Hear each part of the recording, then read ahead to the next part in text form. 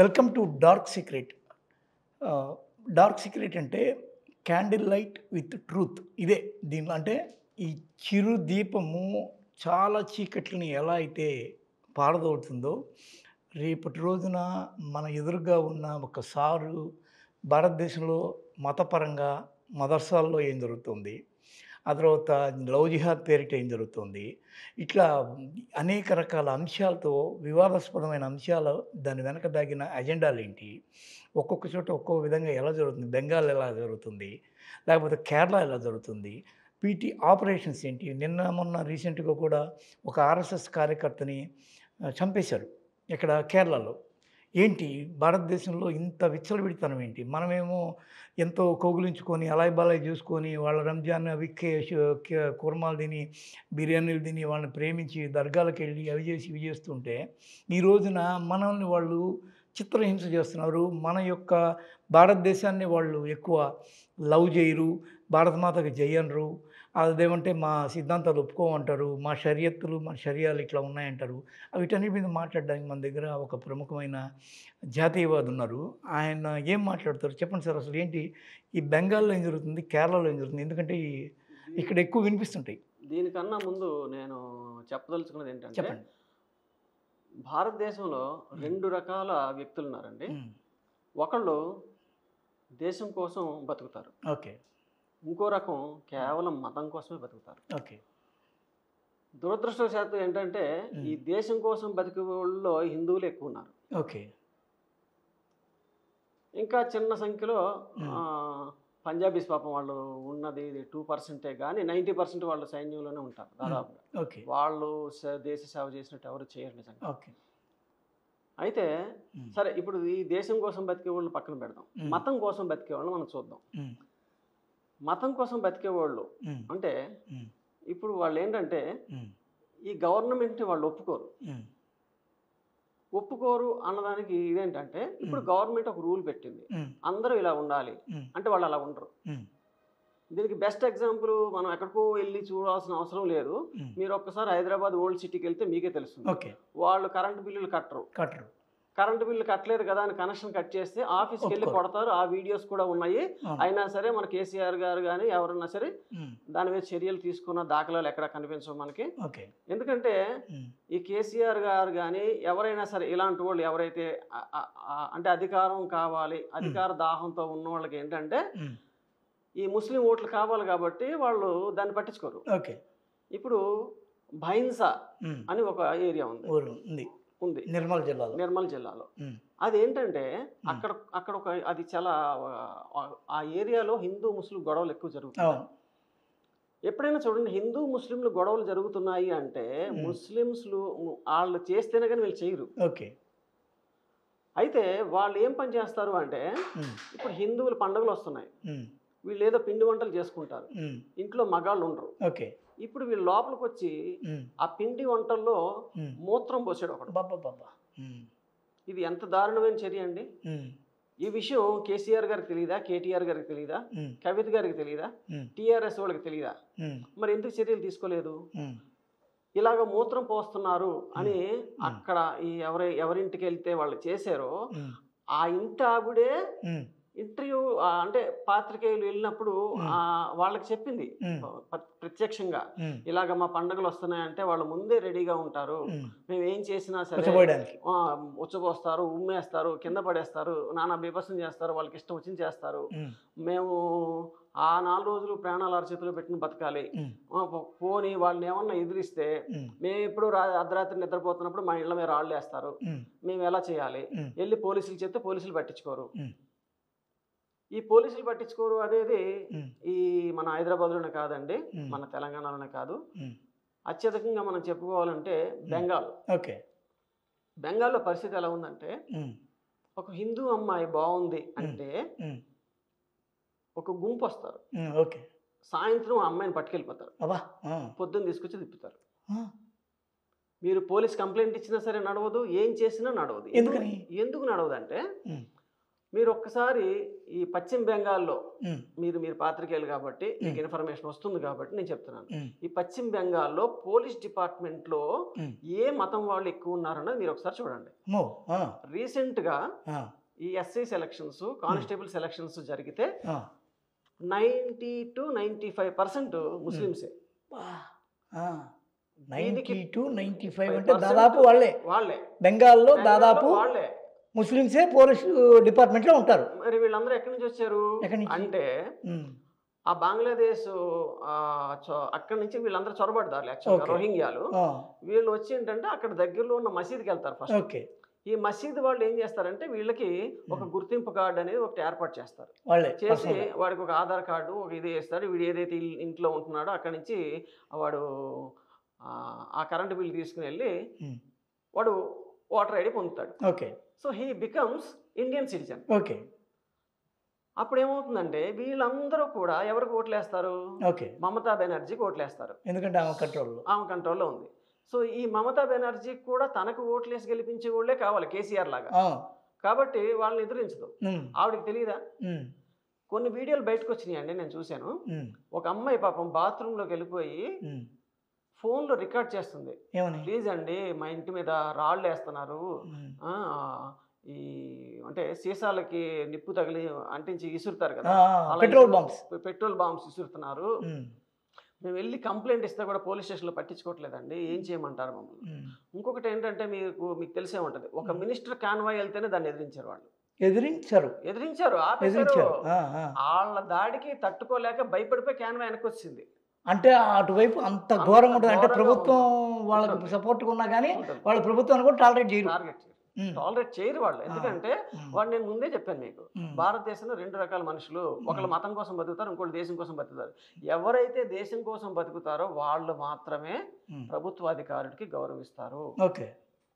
ఎవరైతే ప్రభుత్వాధికారులను గౌరవించరో వీళ్ళందరూ కూడా మతం కోసం బతుకుతారు. సో నేను చెప్పేది ఏంటంటే ఇప్పుడు ఇంత ధైర్యం ఎలాగొచ్చింది వీళ్ళకి అంటే వీళ్ళు చదివే మత గ్రంథాలు. ఇప్పుడు భగవద్గీతలో ఎక్కడా కూడా దేవుణ్ణి నమ్మని వాడిని చంపేయి అని ఎక్కడ కూడా లేదండి. కానీ హింసను ప్రేరేపిస్తుంది భగవద్గీత అని ఒక పేరుంది. ప్రేరేపించడం అనేది కాదండి, భగవద్గీత ఎప్పుడు కూడా ధర్మయుద్ధం చేయమంటది. నీ మీదకి ఎవడన్నా వస్తే వాడిని ధర్మయుద్ధం చేయని చెప్తుంది. ఇప్పుడు మరి శ్రీకృష్ణుడు చేసింది తప్పే కదా అంటారు, కానీ దానికి చాలా రకాల కారణాలు ఉంటాయి. కానీ అలా చేసిన వాళ్ళు చాలా తక్కువ మంది అండి.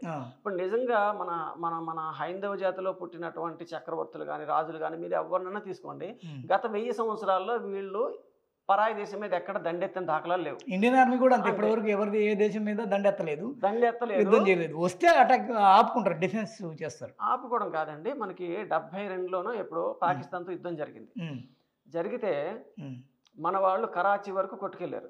అంటే కరాచీ వరకు పాకిస్తాన్ మందే యాక్చువల్గా, అంతే కదా. కాకపోతే మన దురదృష్టవశాత్తు ఇందిరాగాంధీ గారు ఆవిడ ప్రధానమంత్రిగా ఉండబట్టి తిరిగి మళ్ళీ పాకిస్తాన్ ఇచ్చేసారు. సో ఇక్కడ ఏం జరుగుతుందంటే దేశభక్తులు ఉన్నా కూడా మన దగ్గర చాలా మందికి ఏంటంటే ఈ పరాయుడు వచ్చాడు ఆడు మనల్ని ఏం చేస్తాడులే అనుకుంటున్నాం. ఇది ఇప్పుడు బుద్ధి కాదండి, ఇది మన నరాల్లో జీర్ణించుకుపోయింది కొన్ని వందల సంవత్సరాల నుంచి. కాబట్టి ఫస్ట్లో ఎప్పుడో వచ్చారు, ఆంగ్లేయులు వచ్చారు, డచ్ వాళ్ళు వచ్చారు, ఇంకొకళ్ళు వచ్చారు. వీళ్ళందరూ కూడా వ్యాపార నిమిత్తం వచ్చి భారతదేశాన్ని చూసి ఇది ఇంత సుసంపన్నమైనటువంటి దేశం, ఇక్కడ ఇంత బంగారం ఉంది, ఇన్ని వజ్రాలు ఉన్నాయి అని వ్యాపారం మిషతో ఇక్కడికి వచ్చి ఇక్కడ మన వాళ్ళని లొంగ తీసుకొని ఆ డబ్బంతా కూడా ఆ ధనం అంతా కూడా వాళ్ళ దేశానికి తీసుకెళ్ళిపోయారు, కొల్లగొట్టారు. ఇంగ్లాండ్ అనేది ఏంటంటే వాళ్ళ దేశ వృత్తి ఏంటి చెప్పండి. ఇప్పుడు మన భారతదేశం ఉందండి, భారతదేశంలో ప్రధానమైన వృత్తి ఏంటంటే ఒకప్పుడు వ్యవసాయం అని చెప్పేవారు. సో ఇప్పుడు చాలా ఇండస్ట్రీస్ వచ్చినాయి కాబట్టి ఇంకోటి వచ్చినాయి కాబట్టి చెప్తాం. కానీ మీరు ఒక 50 సంవత్సరాల క్రితం వెళ్ళినా సరే భారతదేశంలో ప్రధానమైనటువంటిది ఏంటంటే వ్యవసాయం అని చెప్పేవారు. అలాగా ఇంగ్లాండ్కి ఏంటి చెప్పండి, దోపిడీ. వాళ్ళు ఏంటంటే సముద్రపు దొంగలు. ఈ ఇప్పుడు మన దగ్గర ఏ పండిన పంటలు, ఈ పంట మనం తీసుకుని వెళ్ళి ఎవరో కొంతమంది వర్తకులు ఉంటారు, వీళ్ళు ఏంటంటే ఈ రైతుల దగ్గర కొన్నవి తీసుకెళ్ళి విదేశాల్లో ₹1 ఎక్కువగా అమ్ముకుందాం, అంటే అప్పుడు రూపాయలు లేవు కానీ చెప్తున్నాను, కొన్ని నాణాలకు ఎక్కువ అమ్ముకుందాం అని సముద్రంలో వెళితే సముద్రం మీద ఏ వాడు వచ్చినా సరే వాళ్ళు దాడి చేసేవారు. ఓకే. ఓకే, నేను అడిగేది ఏంటంటే ఇప్పుడు సరే ఇప్పుడు మీ పాయింట్కి వద్దాం. మీరేం చెప్పారు? మీరు ఏమడిగారు? వెస్ట్ బెంగాల్లో ఇక్కడ రోహింగ్యాలు ఉన్నారు. ఎంతమంది పాత ఉన్నారు? బస్తీలో కాదు ఎంతమంది ఉన్నారని మీరు అనుకుంటున్నారు? 10 లక్షలు ఎంతన్నా ఉండొచ్చేమో. 10 లక్షలు కాదండి, దాదాపుగా 6 కోట్లకి ఎక్కువ మంది ఉన్నారండి. బెంగాల్ ఇది ఎంతండి? బెంగాల్ కాదండి, ఓవరాల్ ఇండియాలో 6 కోట్ల మంది ఉన్నారు. వాళ్ళందరూ కూడా బెంగాల్ నుంచి వచ్చిన వాళ్ళే. ఓకే, ఆ బార్డర్లోంచి. ఇప్పుడు మొన్న పాకిస్తాన్ పరిస్థితి ఏమైందండి? అడుక్కు తింటుంది. మనం చూసాము, గోధుమ పిండి కోసం కొట్టుకుంటున్నారు. మనకి ఇప్పుడు బెంగాల్ కేంద్రంగా, కేరళ కేంద్రంగా జరుగుతున్న అకృత్యాలు, మతము, విధ్వంసము, విద్వేషాలు, పాత బస్తీకి ఉన్న లింకులు, టెర్రరిజము, దేనికైనా సరే మనం చదివేటటువంటి విద్య మనల్ని ముందుకు తీసుకెళ్తుందండి. ఇప్పుడు ఈ ముస్లిమ్స్లో ఏమవుతుందంటే, ఈ ముస్లిమ్స్ మదర్సాలో చదువుకుంటారు ఫస్ట్. ఓకే, వాళ్ళలో కొంతమంది స్కూల్కి వెళ్తారు, కొంతమంది స్కూల్కి వెళ్ళరు. ఈ మదర్సాలో ఏ రోజైనా సరే మీరు ఏ మదర్సా కన్నా వెళ్ళండి, నేను ఓపెన్గా చెప్తున్నాను, ఏ మదర్సా కన్నా మీరు వెళ్ళండి, ఒక్కళ్ళన్నా సరే జనగణమన పాడగలరా, ఒక్కళ్ళైనా సరే వందే మాత్రం పాడగలరా అంటే పాడరండి. ఎందుకంటే వాళ్ళకి జనగణమన వందే మాత్రం అక్కడ చెప్పరు, అక్కడ ఖురాన్లో ఉన్నాయో చెప్తారు. ఖురాన్ ఏం చెప్తుందంటే, నువ్వు మానవత్వంతో ఉండు, నువ్వు శాంతి సౌభ్రాతత్వంతో ఉండు, నువ్వు పక్కవాడిని ప్రేమించు, ఇవన్నీ కూడా పక్కోడు ముస్లిం అయినప్పుడు. అంతేగాని సాటి మతస్థుడితో, వేరే మతస్థుడు, అన్య మతస్థుడితో కుదరదు, సమస్య లేదు. సాటి మతస్థుడనే ఇవన్నీ అవుతాయి. వాళ్ళు అల్లాని ఎవరైతే నమ్మరో వాళ్ళని కాఫిర్లు అంటారండి. ఈ కాఫిర్ అనేవాడు ఎంత మంచివాడైనా సరే, ఎంత మహాత్ముడైనా సరే వాడిని చంపేస్తారు. ఓకే, ఎందుకంటే వాళ్ళు అల్లాని నమ్మడు కాబట్టి. ఇదే పాయింట్ బైబిల్లో కూడా ఉందండి. బైబిల్లో ఏముందంటే, యెహోవాని నమ్మని వాళ్ళని తిరగలి రాయ, అంటే తిరిగేటి రాయ నడుంకు కట్టి సముద్రంలో పడేయమని ఉందండి బైబిల్లో ఉంది. సో నేను ఇంకోసారి నాకు కలెక్ట్ చేయనప్పుడు నేను ఎగ్జాక్ట్గా అది ఏ అధ్యాయము ఏ వాక్యం అనేది కూడా మీకు నేను చెప్తాను. ఓకేనా? సో ఐ హ్యావ్ సీన్, నా ఫోన్లో ఎక్కడ ఉన్నాయి చూడాలి.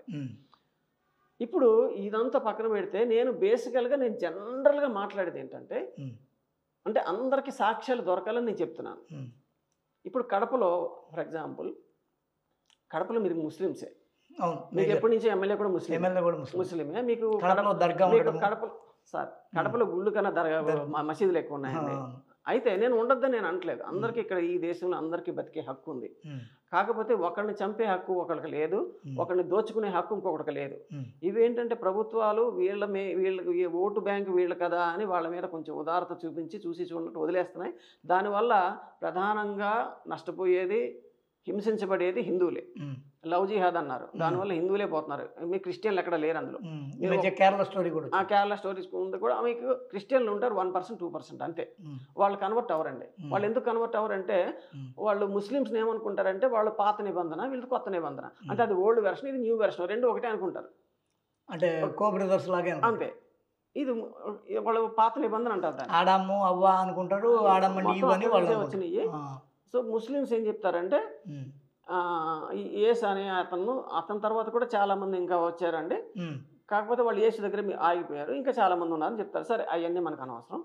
ఇప్పుడు నేను ప్రధానంగా చెప్పదలుచుకున్నది ఏంటంటే, నేను కడప గురించి చెప్తున్నాను కదా. కడపలో ఏంటంటే, ఈ ముస్లిమ్స్ అందరూ కలిసి, అంటే వాళ్ళ ఇది ఉంటుంది కదా, వాళ్ళు ఒక సంఘం, ఒక చారిటీ, అలాగా వాళ్ళు ఏం చేశారంటే బ్లడ్ డొనేషన్ సెంటర్ పెట్టారు. పెడితే దాదాపుగా 176 మంది ఎంతమందో బ్లడ్ ఇచ్చారు వాళ్ళు. అది కేవలం ముస్లిమ్స్ కోసం వాళ్ళు పెట్టుకున్నారు. పెట్టారంటే వాళ్ళు పెట్టారు, వాళ్ళ కమ్యూనిటీకి పెట్టుకున్నారు, చేశారు. కానీ ఈ 176లో కూడా పైన ఒక 15-16 మంది మాత్రమే ముస్లిమ్స్, మిగతా వాళ్ళందరూ హిందువులండి. అంటే వీళ్ళు బ్లడ్ ఎందుకు ఇవ్వరండి? నేను మీకు ఓపెన్గా చెప్తున్నానండి, మీరు ఏ హాస్పిటల్ కన్నా వెళ్ళండి. ఇప్పుడు ముస్లిమ్స్ ఎంత పర్సంటేజ్ ఉన్నారని మీరు అనుకుంటున్నారు దేశంలో? అప్పటి లెక్కలకి ఇప్పటి లెక్కలు తేడా. 2040కి వచ్చేసరికి వాళ్ళు మైనారిటీ పొజిషన్ దాటిపోతారనే కొన్ని లెక్కలు ఉన్నాయి. మైనారిటీ పొజిషన్ ఎప్పుడో దాటిపోయారు. ఇప్పుడు దే హ్యావ్ బికమ్ 30% అండి. 30%.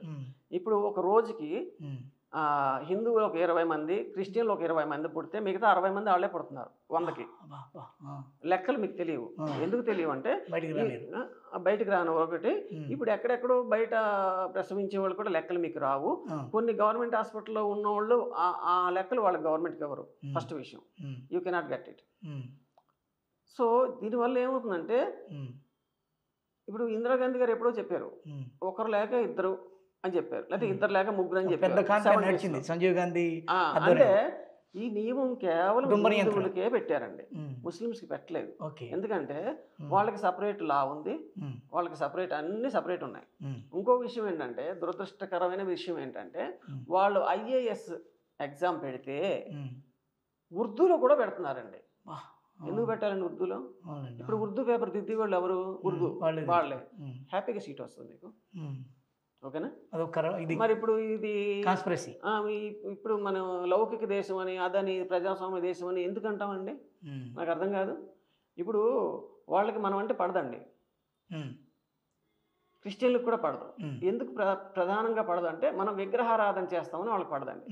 అంటే కేవలం విగ్రహారాధన చేస్తున్నాం అన్న ద్వేషంతోనే మనం చూస్తారు తప్పించి, హిందువులు అనేవాళ్ళు సమాజానికి ఉపయోగపడుతున్నారు. మనం గుళ్ళోకి వెళ్ళి మనం డబ్బులు వేస్తే ఆ డబ్బులు గవర్నమెంట్కి ఉపయోగపడుతున్నాయి.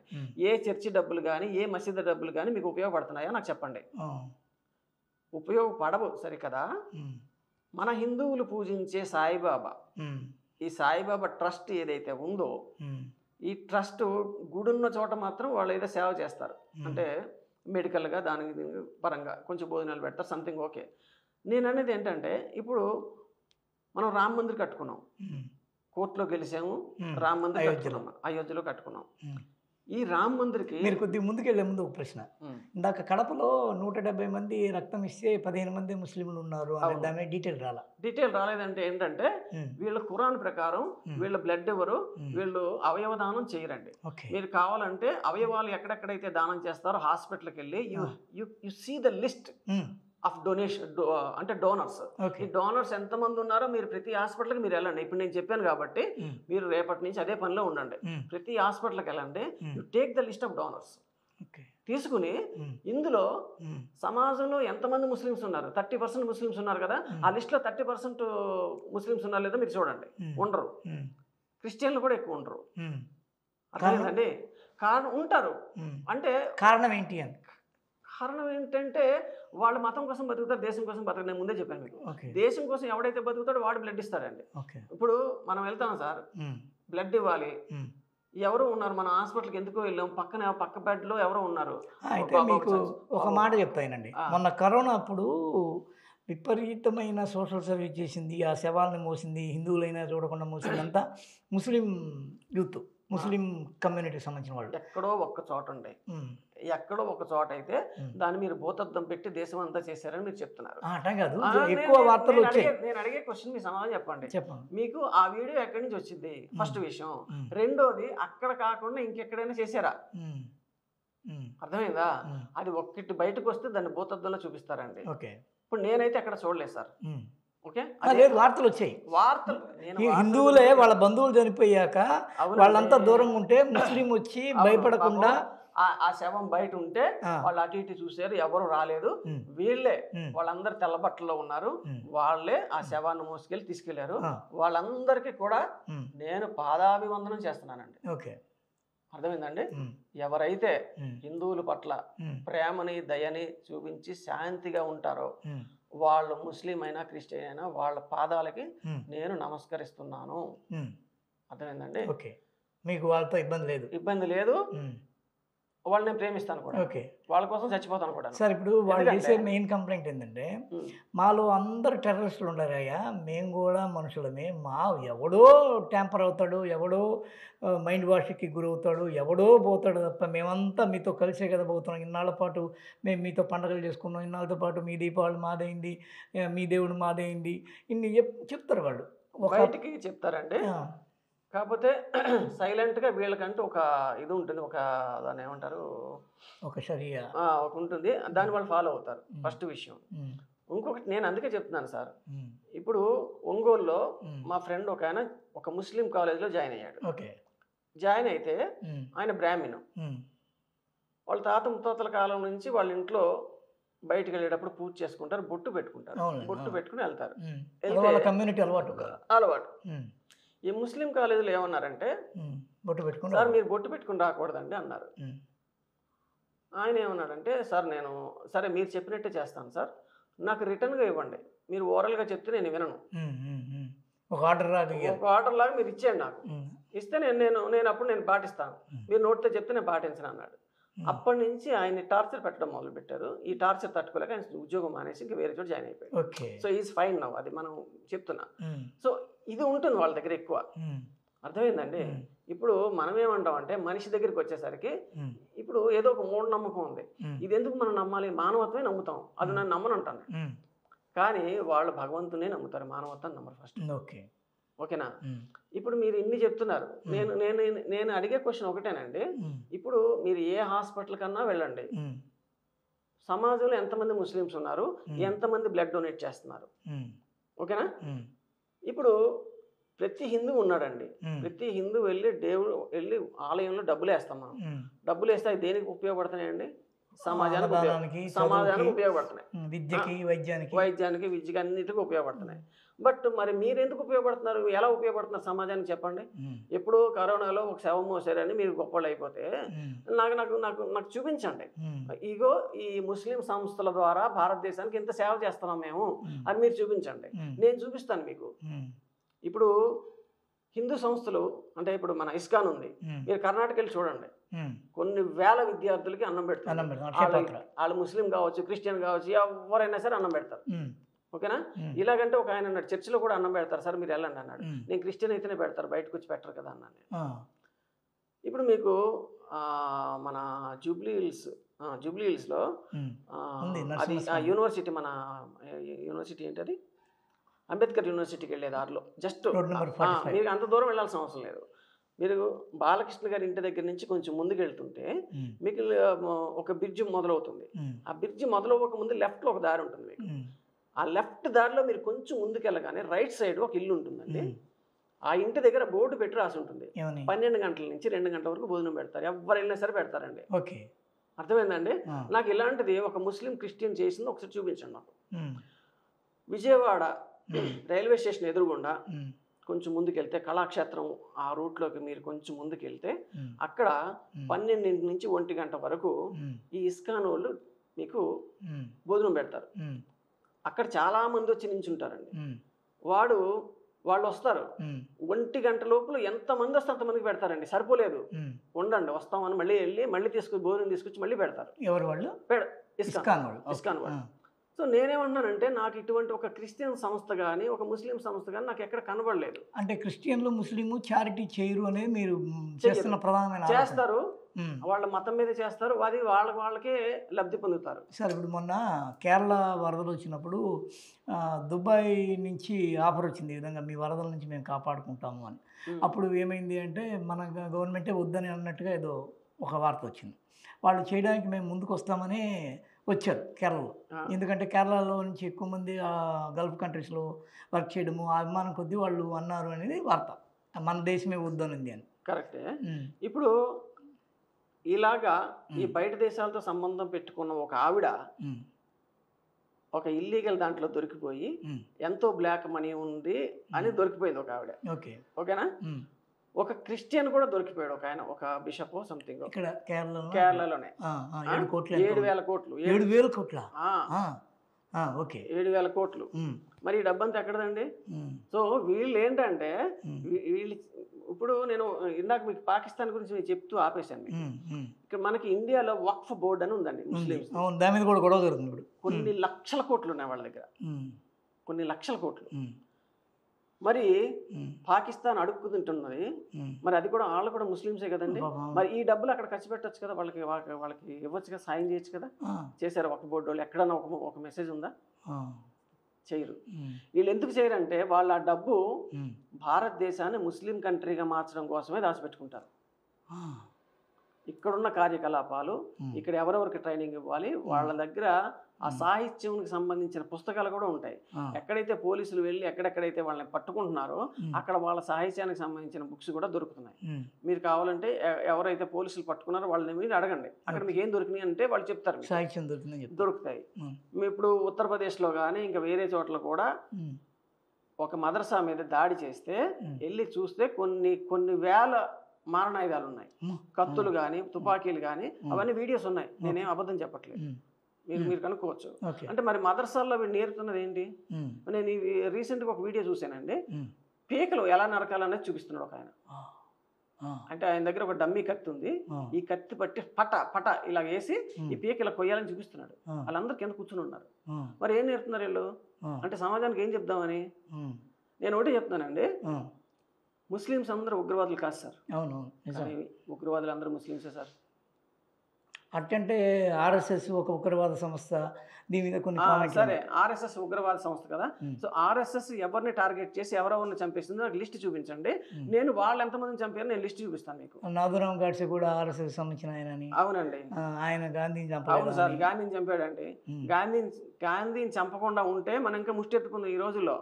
ఎందుకంటే ఇప్పుడు ఒక కంట్రీ పాకిస్తాన్ ముస్లిమ్స్ కి ఇచ్చేయాలి అన్నారు. అన్న తర్వాత మరి భారతదేశంలో మరి ఎక్కువ జనాభా మరి హిందువులే ఉన్నారు కదా, మరి దీన్ని హిందూ కంట్రీగా మార్చేస్తుంటే అయిపోయేది కదా. ఇష్టం ఉన్న వాళ్ళు పాకిస్తాన్ వెళ్ళిపోతారు, ఇష్టం లేని వాళ్ళు ఇక్కడే ఉండిపోతారు. సో ఇది ఒక హిందూ దేశం అని చెప్పక ముందే ఇది హిందూ దేశం అండి.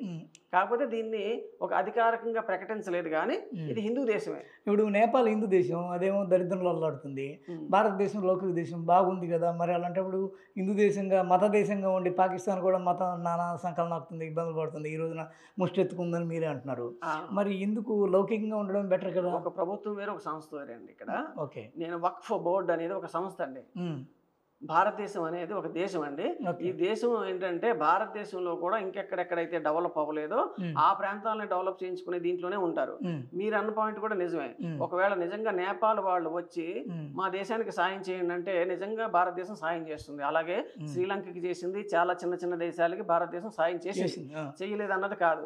నేనేమంటున్నానంటే మత దేశంగా ఉండి దెబ్బతిన్న దేశాలే ఉన్నాయి ఇప్పుడు నేపాల్, పాకిస్తాన్. సార్ ఒక హిందూగా నా ఫీలింగ్ అది, అందరి ఫీలింగ్ అని నేను చెప్పట్లేదు. ఒక హిందూగా నా ఫీలింగ్ అది. ఇప్పుడు నేపాల్ హిందూ దేశం కదా, మన ఈ మంది కూడా హిందూ దేశం కదా, ఎందుకు ఇవ్వట్లేదు అంటున్నారు మీరు. కాదు, హిందూ దేశంగా ఉన్న నేపాల్ చాలా కష్టాలు పడుతుంది, పేద కంట్రీ అది. అవునన్నా కాదన్నా వాడు ఇక్కడికే వస్తాడు ఉద్యోగం. పాకిస్తాను ముస్లిం కంట్రీ, అది కూడా దరిద్రాన్ని అనిపిస్తుంది. ఇందాక మీరు అన్నారు. ఇప్పుడు ఒక మతపరమైన దేశంగా ఉండడము దాదాపు అది చాలా సమస్యల్లో కూరుకుపోవడంతో సమానంగా ఈ రెండు ఎవిడెన్స్లు కనిపిస్తున్నాయి మనకి. ఎవిడెన్స్లు కలుస్తున్నాయంటే ఒకటండి, ఇప్పుడు నేపాల్ కష్టాల్లో ఉంది కాబట్టి ఇప్పుడు నేపాల్ వాళ్ళు వచ్చి ఇక్కడ హ్యాపీగా పని చేసుకుంటున్నారు, దాన్ని భారతదేశం అడ్డుకోలేదే. మీరు వచ్చి అది లౌకిక దేశం కాబట్టి అడ్డుకోలేదు, భారతదేశం కూడా లౌకిక దేశం కాబట్టి సుభిక్షంగానే ఉంది, ఇంకా మాన్యువల్గా ఉంది, బాగా కరోనాని కంట్రోల్ చేసుకుంది, ఎన్ని కష్టాలున్నా బాధలు లేకుండా పోతుంది. అంటే మతపరమైన దేశాలు ఈ రోజుల్లో చిక్కుల్లో ఉన్నాయి. లౌకికంగా ఉన్న దేశము భారతదేశం బాగుంది, మరి లౌకికం బాగానే ఉంది కదా, అది ఎందుకు హిందూ కంట్రీగా మారాలి అని నేను అడిగే ప్రశ్న కదా. మరి అగ్రరాజ్యం ఏదండి? లౌకికమే. అది క్రిస్టియన్ కంట్రీ కాదా? క్రిస్టియన్ అని వాళ్ళు వేసుకోరు, బోర్డు వేసుకోరు, క్రిస్టియన్ కంట్రీ అని వేసుకోరు. ఓకే, నాన్ క్రిస్టియన్ ఇంతవరకు కాలా, అక్కడ ఎవరు అధ్యక్షుడు కాలేదు, కానీరు కూడా ఏమో. కానీ అది లిబరల్ కంట్రీ కాబట్టి అది లిబర్టీ, స్టాచ్యూ ఆఫ్ లిబర్టీని పెట్టుకోవడం వాళ్ళు ప్రకటించుకోలేదు. కాకపోతే చాప కింద నీరులాగా ఇండైరెక్ట్ గా ప్రతి దేశంలో కూడా మత మార్పిడి వాటికి వాళ్ళు ఫండ్స్ ఇస్తారు. మరి దాని ఉద్దేశం ఏంటండి? మనం హిందూ మతం ప్రచారం కోసం మనం ఎవరికైనా ఫండ్స్ ఇస్తాం. మీరు కూడా ఇచ్చుకోవచ్చు కదా హిందూ మతాన్ని కూడా. మాకు ఉద్దేశం లేదండి, మా దగ్గరకు వచ్చే వాళ్ళు వస్తారు తప్పితే మేము ప్రతి ఇంటికి వెళ్ళి ఇప్పుడు ప్రతి ఇంటికి బైబిల్ పట్టుకుని వెళ్ళి మతం తీసుకోండి అని హిందూ మతం ఎక్కడ చెప్పదు. భగవద్గీత ఉద్దేశం అది కానే కాదు. నువ్వు భగవంతుని అర్థం చేసుకుని నువ్వు ముందుకు వెళ్తే వెళ్తావు, లేకపోతే లేదు. హిందూ అయినా సరే ఇప్పుడు హిందువుగా పుట్టిన వాళ్ళు చాలా మంది పుట్టిన దగ్గర నుంచి చచ్చిపోయే లోపల ఒక్కసారి కూడా భగవద్గీత చదవకుండానే చచ్చిపోతున్నారు. అవును, దీన్ని ఎవరు కూడా నువ్వు భగవద్గీత ఎందుకు చదవట్లేదని అడగరు. ఎందుకంటే అంత స్వేచ్ఛ ఉంది. కానీ ఒక ముస్లిం కుటుంబంలో పుట్టినవాడు ఖురాన్ చదవకపోతే వాళ్ళ ఇంట్లో వాళ్ళు ఒప్పుకోరు. ఒక క్రిస్టియన్ కుటుంబంలో పుట్టినవాడు బైబిల్ చదవకపోతే వాళ్ళ ఇంట్లో వాళ్ళు ఒప్పుకోరు. ఓకేనండి.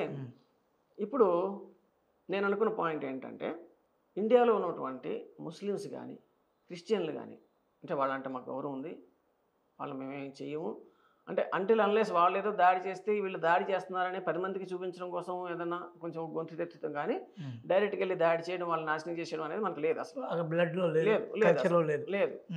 నేనేం చెప్తున్నానంటే, ఇప్పుడు ఇక్కడ భారతదేశంలో ఉన్నటువంటి క్రిస్టియన్లు కానీ హిందువులు ముస్లింలు కానీ అర్థం చేసుకోవాల్సింది ఏంటంటే, ఒక హిందువుగా నేను చెప్తున్నానండి, మీరు ఇప్పుడు ఫ్లైఓవర్ వేశారు సార్, ఫ్లైఓవర్ మీద మీరు స్వేచ్ఛగా బండి వేసుకుని వెళ్ళిపోతున్నారు సార్, అవునా?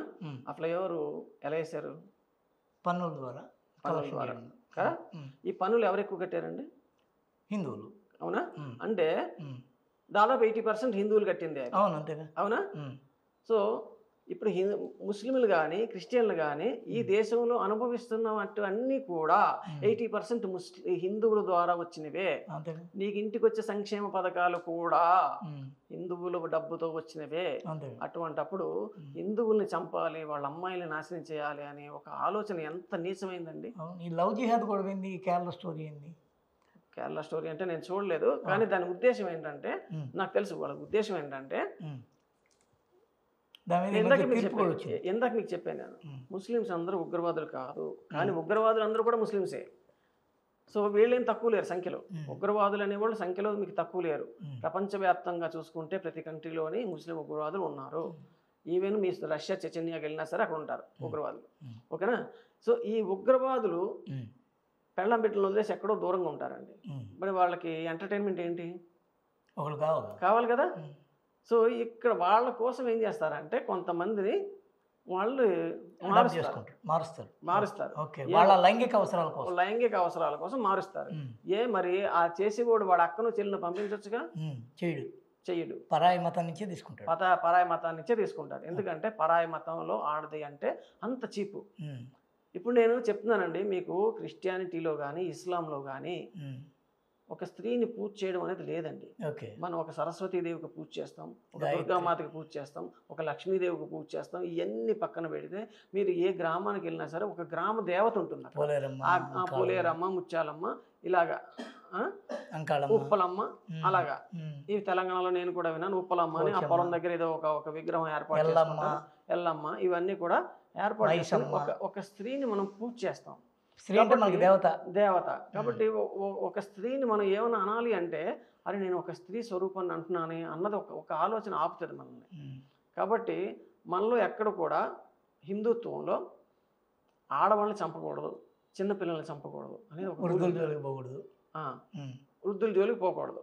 నీకు ధైర్యం ఉంటే ఎవడైతే నీ ఎదురుగుండా కత్తి పట్టుకుని ఒక ఆయుధం పట్టుకుని నిలబడ్డాడో వాడితో యుద్ధం చేయి, ప్రాణహాని కల్పిస్తున్నాడో వాడి మీద యుద్ధం చేయి. అది కూడా వాడి చేతిలో ఆయుధం ఉన్నంత వరకే. వాడి దగ్గర ఆయుధం లేదు, నీ దగ్గర నువ్వు ఆయుధంతో నువ్వు దాడి చేయకూడదు. ఆయుధం పడేసిపో, ఆయుధం పడేసి నువ్వు వెళ్ళు, వాడితో సమవుజ్జిగా నువ్వు పోట్లాడు, గెలిస్తే గెలు, చచ్చిపో. యుద్ధ నీతి అది. సో మనం ఎప్పటి నుంచో ఇదే పాటిస్తున్నాం. కాకపోతే మన దేశం మీదకి వచ్చిన వాడు ఎవడు కూడా యుద్ధం డైరెక్ట్గా ప్రకటించలేదండి. సో దురదృష్టవశాత్తు కొంతమంది ప్రకటించారు. అందులో ఈ ఆడవాడు 17 సార్లు దండెత్తి ఓడిపోయాడు, గజనీ మహమ్మద్ ఒకడు. సో ఈ మనకి పాఠ్య పుస్తకాల్లో గజనీ మహమ్మద్ 17 సార్లు దండయాత్ర చేసాడు అని చెప్తారే తప్పితే వాడిని 17 సార్లు ఓడించిన వాడు ఎవడో చెప్పాడండి? పృథ్వీరాజ్ చౌహాన్. ఈ పృథ్వీరాజ్ చౌహాన్ అనేవాడు తలుచుకుంటే నిజంగా భూస్థాపితం చేసి ఉండేవాడు. ఇంకొకటి ఏంటంటే, అసలు భారతదేశాన్ని మొత్తం ఎల్లలు పెంచుకుంటూ పోయి ఉండేవాడు. ప్రతి రాజుని ఓడించుకుంటూ వెళ్ళిపోయేవాడు. ఎందుకంటే ఆయన చేతిలో ఉండే శూలం దాదాపు ఎంతో బరువు, దాదాపు ఒక 40 కేజీలు, 50 కేజీలు, 70 కేజీలు అన్నా నాకు తెలియదు, కనీసం 30-40 కేజీలన్నా ఉంటుంది అది బరువు. అది మనం బరువు మొయ్యాలంటే మనం మొయ్యలేం అది. సో అంత పెద్ద రాజు, అశోకుడు అంత పెద్ద రాజు.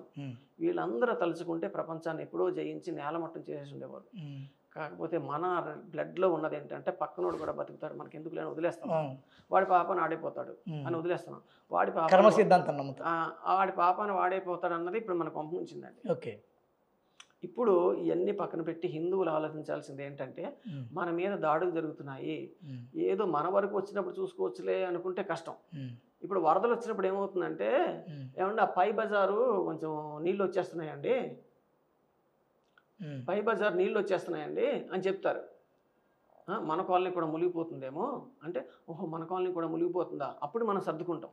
కానీ ముందుగా మనం మేలుకోం. ఇప్పుడు హిందుత్వం నశించిపోతున్నప్పుడు కూడా ఇదే జరుగుతుంది. మన దాకా వస్తే చూడొచ్చులే, అక్కడెక్కడో బెంగాల్లో జరిగింది, మనకు జరగలేదు కదా అనుకుంటున్నారు వీళ్ళు.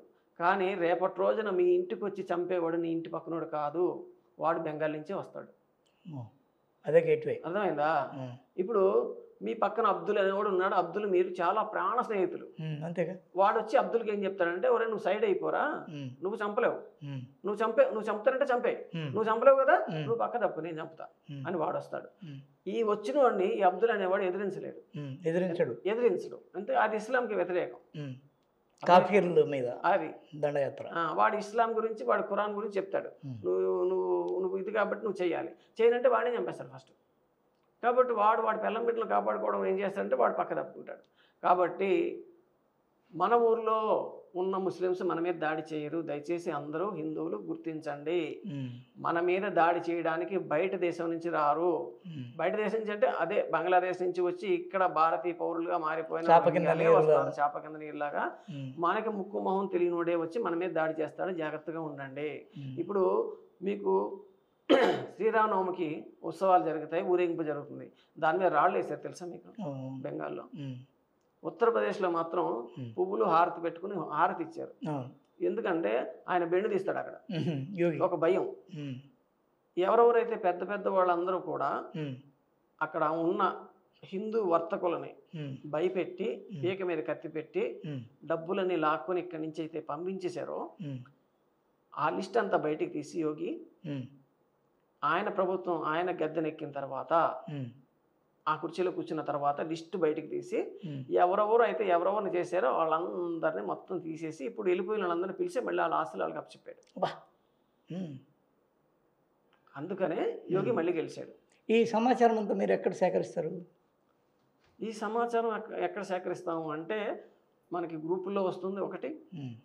రెండోది ఏంటంటే కొంతమంది ప్రత్యక్షంగా చెప్తారు, అక్కడ చూసిన వాళ్ళు చెప్తారు. ఇప్పుడు ఈ మధ్య కాలంలో యోగి ఎంతమందిని టార్గెట్ చేశాడన్నది మీకు తెలుసా? చెప్పండి. దాదాపు 2000 మందిని అరెస్ట్ చేశారండి. అతీక్ మహమ్మద్ని వాళ్ళు చంపేశారు. సరే, ఎవరు చంపారు? ఇందులో కూడా అతీక్ మహమ్మద్ని వాళ్ళే అవును, అంటే ఫ్యాక్షన్ తీర్చుకోవడంలో భాగంగా వాళ్ళే చంపారు. సరే, ఇప్పుడు ఈ యోగి ఆదిత్యనాథ్ ఏదైతే ఇప్పుడు టార్గెట్ పెట్టుకున్నాడో, ఇంతమంది దుర్మార్గులు ఉన్నారు వీళ్ళందరూ ఏరి పారేయాలి అని ఏదైతే టార్గెట్ పెట్టుకున్నాడో ఆ టార్గెట్ లో హిందువులు కూడా ఉన్నారండి. అంటే వాడు చెడ్డోడైతే వాడు హిందువా ముస్లిమా క్రిస్టియన్ ఆయనకు అనవసరం అండి, తీసేయడమే, కలుపు మొక్కను తీసి పడేస్తాడు ఆయన. ఇప్పుడే నాకు ఒక పాయింట్ గుర్తొచ్చింది, మీరు ఏదో చెప్తున్నారు. ఇప్పుడు వీళ్ళు ఏమంటారంటే మేము ఖురాన్ చదువుతున్నాము, ఖురాన్ చాలా పవిత్రము, అది చాలా పవిత్రం, ఇది చాలా పవిత్రం అంటారండి. కానీ నేను ఒక క్వశ్చన్ అడుగుతున్నానండి, అమ్మాయిల వ్యాపారం చేసేది ఎవరు సార్? దేశం బయట ఎక్స్పోర్ట్ చేసేది ఎవరు చెప్పండి? ముస్లిమ్స్. దొంగ నోట్ల వ్యాపారం చేసేది ఎవరు చెప్పండి? ఆయుధాలు తయారు చేసి చెప్పండి. డ్రగ్స్ తీసుకొచ్చేది ఎవరు చెప్పండి? ఇవన్నీ ఇస్లాంలో ఉన్నాయా? మరి ఎందుకు చేస్తున్నారండి? వ్యాపారం అంటే వాళ్ళకి ఏదో ఒక టార్గెట్ ఉంటుంది, ఆ టార్గెట్ రీచ్ అవ్వాలంటే వాళ్ళకి డబ్బులు కావాలి, ఆ డబ్బులు కావాలంటే ఏదైనా చేస్తారు. ఓకే, అర్థమైందండి? ఇప్పుడు ఒక అమ్మాయిని రేప్ చేసే ముందు వాడికి తెలియదు ఒక అమ్మాయిని మనం రేప్ చేయకూడదని. ఇస్లాం ఏం చెప్తుంది అంటే కాఫీలు నువ్వేమైనా చేసుకోవచ్చు, ఓకే, ఫ్రీడమ్ ఉంది. అది కాఫీలు కాబట్టి వాడు ఏదైనా చేస్తాడు, వాడి ఇష్టం. ఇంతసేపు మనం ఏంటంటే ఇన్ని రోజులు, ఇన్ని సంవత్సరాల నుంచి, ఇన్ని దశాబ్దాల నుంచి హిందూ ముస్లిం భాయ్ బాయ్ అని ఇదంతా మనం ఇది one side love. Okay, one side love. మంది మనం మీరు ఏ దర్గాకైనా వెళ్ళి చూడండి సార్, హిందువులే ఎక్కువ ఉంటారు. అర్థమైందండి? ఏ దర్గాకి వెళ్ళి చూసినా హిందువులే ఎక్కువ ఉంటారు. ఒక్కొక్క ఊళ్ళో ఏంటంటే ఈ ముస్లిమ్స్ దిష్టి తీస్తారు, ఒక తాయెత్తు కడతారు, అక్కడికి వెళ్ళేది కూడా హిందువులే ఎక్కువ.